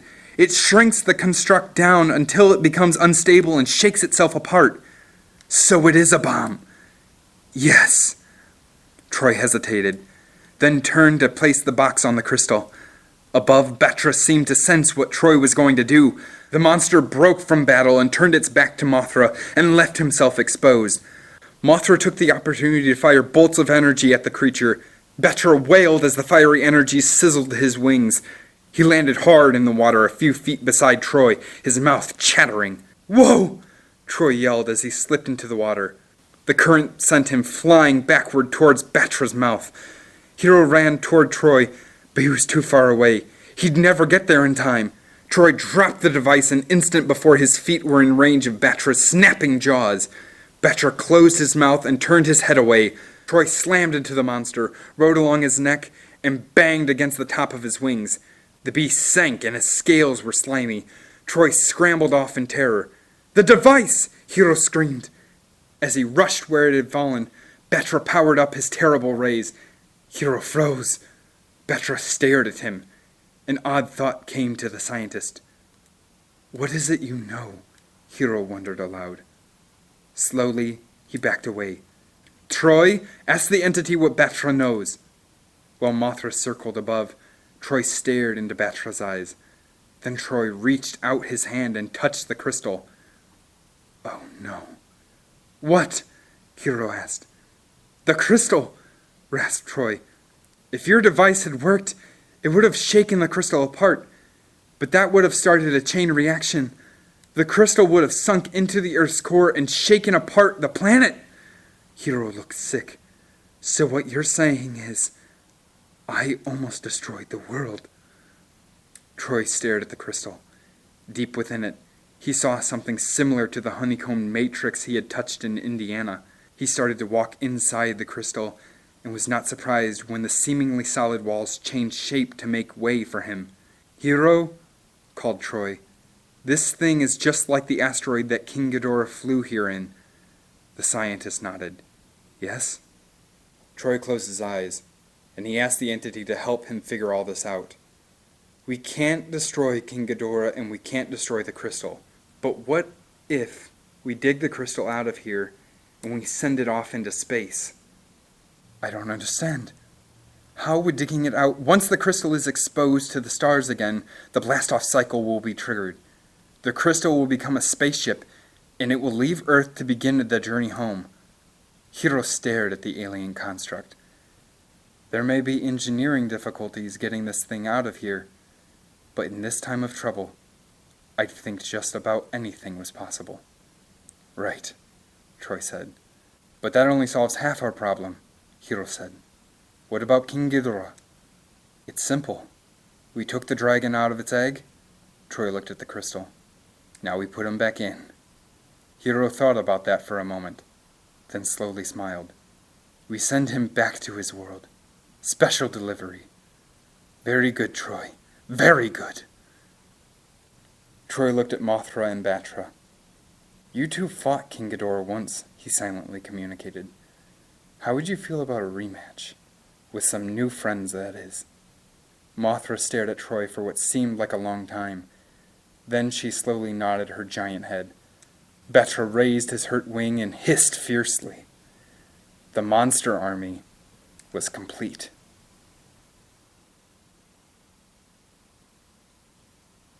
Chapter 11. Mothra stood ready. A few hours earlier, she had made the most difficult decision of her life. Fortunately, she hadn't been forced to make it alone. The Isle of Harmony's people had always believed in safeguarding the people of Earth at any cost. Today, that cost would be high indeed. High above and to the north, a dangerous game was being played out over the midnight skies. Rodan, Varan, and Kamacuras were taunting the wounded King Ghidorah. The dragon was too busy fending them off to attack any human settlements. It was also too busy to notice what was happening on the Isle of Harmony. Godzilla and the others were tearing Mothra's beloved island apart. The island's people had already been evacuated. Sadly, if all went according to plan, they would soon have no home to return to. But their sacrifice would save the Earth, and so they made the agreement to have their home made into a booby-trapped battleground. Mothra and Batra watched as Godzilla, Kumonga, Yellowback, and the other smaller monsters burrowed into the ground. They would not have time to completely unearth the buried crystal, but their efforts would make things easier later. Mothra admired the human strategy. It was almost as efficient as her own. Suddenly, she saw a bright flash of green. The young human was giving the signal. King Ghidorah was on its way. Troy turned to Hiro. The crystal is calling King Ghidorah. It senses danger, and it's calling King Ghidorah to stop us. Hiro looked at his watch. Right on time. He walked to a nearby helicopter and told the pilot to start the engines. It took the scientist a moment to realize Troy wasn't beside him. He turned. We've got to go. Troy shook his head. I can't. There's no way to protect you here, Hiro said. No way to keep you safe. I have to stay. Don't ask me why. I can't really say. I just know that my place is here. Hiro hesitated. Then he motioned to the chopper pilot to take off without them. The helicopter rose into the air and quickly disappeared from view. Troy and Hiro turned to look at the monsters. They stopped their labors and began to take their positions in the gauntlet. Do you really think this is going to work? Troy asked. Of course, Hiro said. You're not worried, are you? Heck no. But neither Troy nor Hiro could look the other in the eye.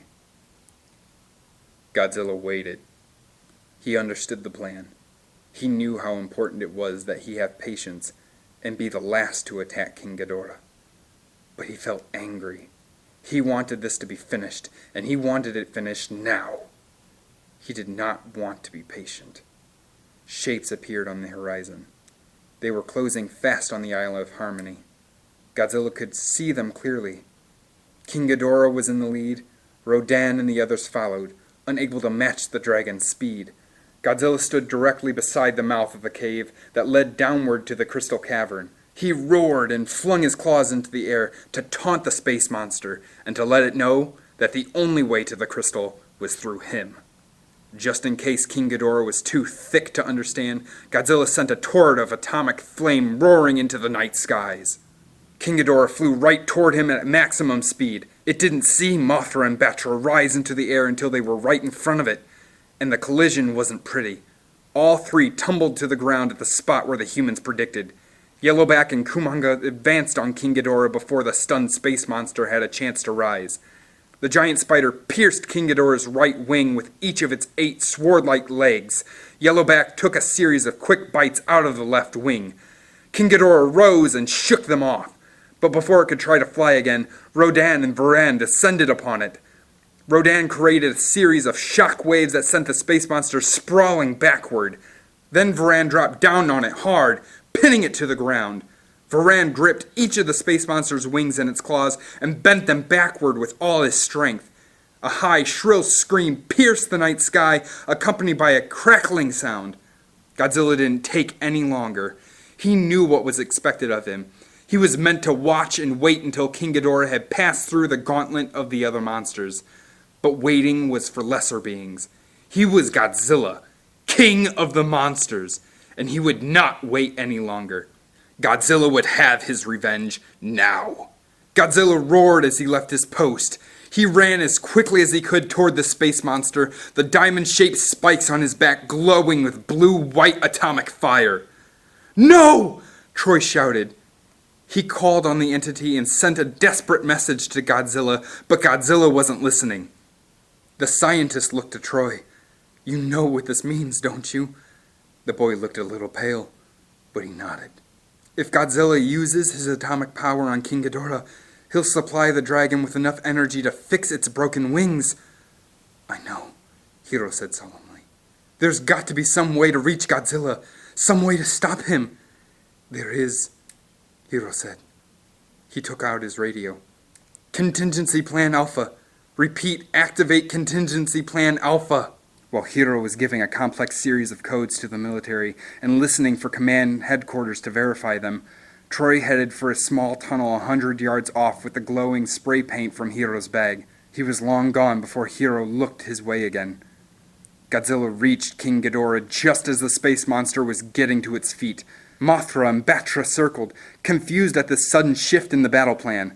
Kamacuras flew into Godzilla's face to try and stop him, but Godzilla batted the giant praying mantis out of the way. Then Godzilla opened his maw and bit down hard on King Ghidorah's middle neck. The dragon roared, but it did not use its lightning to fight back. Godzilla was surprised at this. What did it mean? Godzilla decided it was a signal that this should be a fight in the old way, the traditional way of the dinosaur. The blue-white flames racing along Godzilla's diamond-shaped ridges faded. The other monsters backed away as Godzilla and King Ghidorah tore into one another. Godzilla fought the space monster with only his claws and sharp teeth. He tossed the space monster into the ground and jumped on it, unaware of the whistling high above, until it was much too late. When Hiro saw what Godzilla was doing, he tried to cancel the order for Contingency Plan Alpha, but there was no time.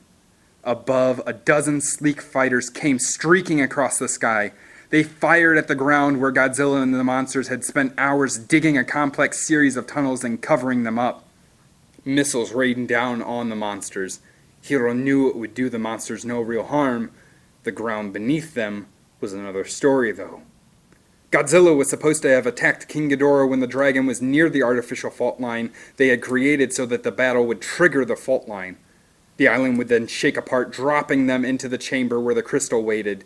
The alien artifact would then be exposed to the stars for the first time in centuries, which would trigger a blast-off into space. But Godzilla and King Ghidorah were nowhere near the fault line. Now it was up to the fighter jets and missiles to bombard the island and expose the crystal. Hiro looked around desperately, hoping to catch some trace of where Troy had run off to. Then he saw something glowing. He turned and followed the glow, even as the missiles exploded in the distance and the ground rumbled. Hiro was surprised to see the carefully marked trail left for him to follow. Troy had made markings with the glowing spray paint Hiro had used earlier in the day. Hiro followed the markings into a small tunnel. As the ground shook and the missiles continued to fall around the monsters, Hiro was certain the tunnel would collapse around him. But it didn't happen. Instead, he took a few steps into the gathering darkness ahead, then cried out as the ground disappeared. Hiro slid downward, tumbling for what seemed like forever. He heard the missiles falling and felt the earth shaking. The tunnel around him began collapsing. He was going to be buried alive. But instead he fell into a sparkling green lake and was free. He splashed down hard and was a little dazed. Suddenly, Troy was there, grabbing his hand, pulling him to safety.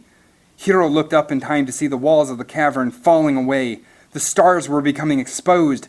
Godzilla and King Ghidorah came crashing down on either side of the crystal. Troy touched the side of the crystal. "Do it," he commanded the crystal in an icy tone. Hiro watched as the crystal reconfigured itself, obeying the entity inside Troy. The jutting edges vanished and the honeycomb pattern appeared. "Don't stop there," Troy said. "Finish the job." The crystal listened and began to grow and grow. It was now a skyscraper the size of King Ghidorah.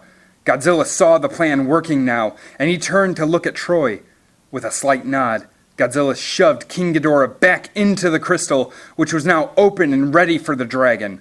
King Ghidorah wailed in frustration, but the walls of the crystal pod closed around the dragon, freezing it in place. The space monster struggled for a few moments before falling into a deep sleep. "We've done it," Hiro said. "The entity did most of it," Troy said. "It overrode the machine intelligence inside the crystal." "Unfortunately, there's only one way to make sure it keeps doing that while we send this thing into deep space." A doorway opened at the base of the crystal. Before Hiro could stop him, Troy walked into it. The crystal closed behind him. A freezing green mist enveloped it. "No!" Hiro yelled. But it was too late. The crystal started to spin and lift itself higher with both King Ghidorah and Troy inside it. Then it shook off the rocky moorings that kept it earthbound and shot upward. In seconds, it was just another of the twinkling stars. Troy wasn't asleep. He knew everything that was going on around him. The entity was engaged in performing 1,000 different duties at once, but it made time to speak to him anyway. "What you did was very brave." "Oh," Troy whispered. "Is that what you call it?" Then a strange thing happened. The entity laughed.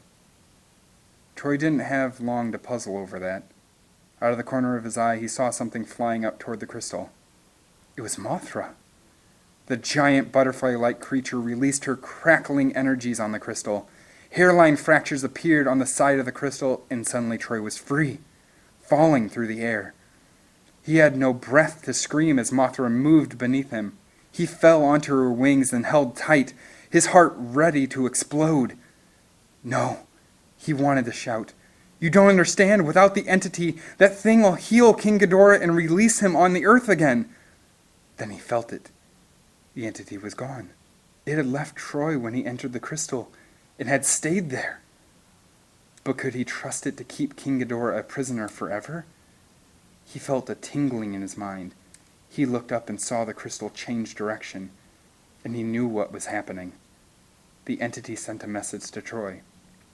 "The time I've spent within your mind has made me loathe my mission to destroy all life outside of the Hunter D Nebula. Now I have a new mission, one that is exact opposite of my old programming. I'm going back home to convince the inhabitants of the nebula to change their ways. It will be easy, since I now have control of their favorite gold-winged ambassador." Troy looked up. A fleet of fire sailed overhead. Far below, Godzilla reared back and roared in triumph. His blue-white fire seared the sky. Troy looked around at the night sky and the soft, billowy clouds just ahead. He wondered if Mothra meant to take him all the way home. There was only one way to find out. Laughing, he decided to sit back and enjoy the ride.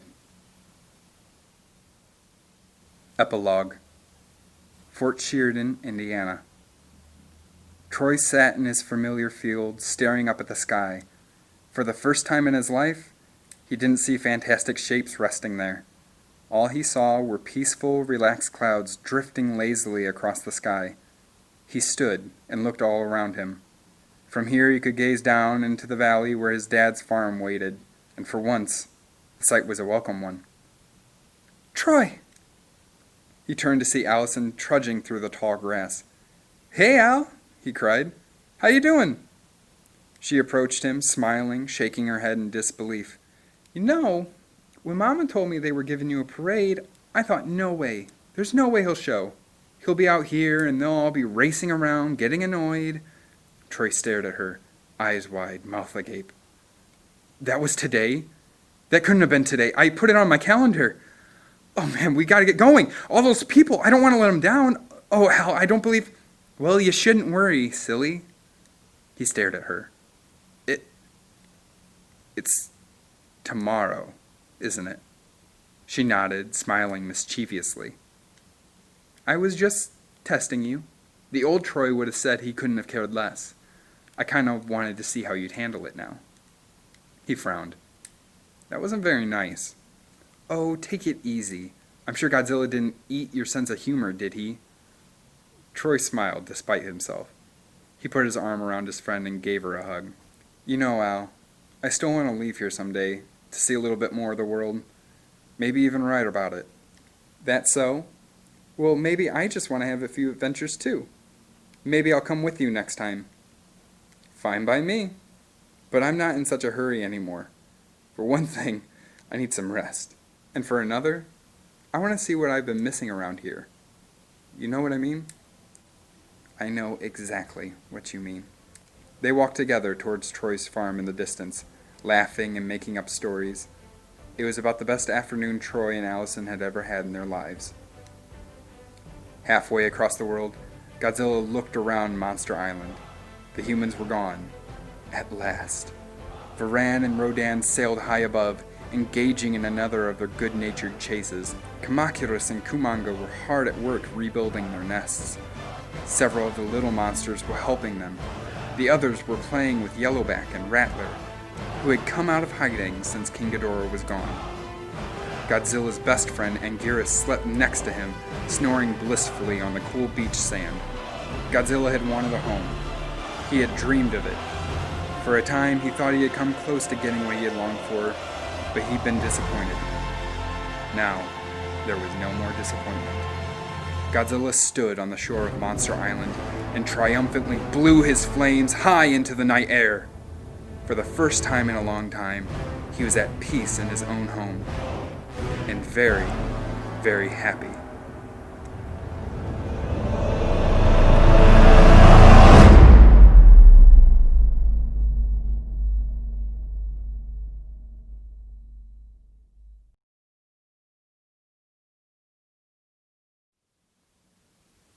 Hey everybody, thank you for listening to Godzilla vs. the Space Monster by Scott Ciencin. Hopefully you all enjoyed this reading. I know that typically I've done Jurassic videos, and I still plan on getting to the junior novels soon.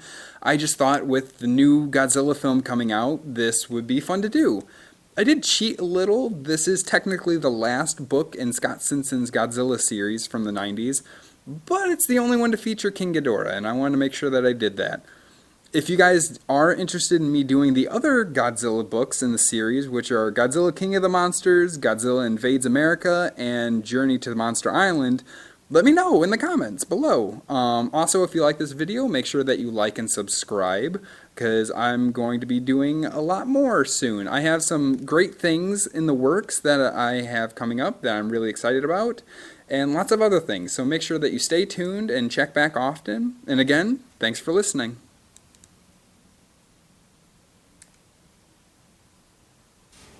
Peace has cost you your strength.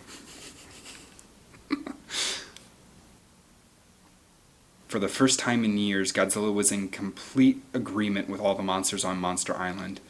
It was time to fight. Let them fight.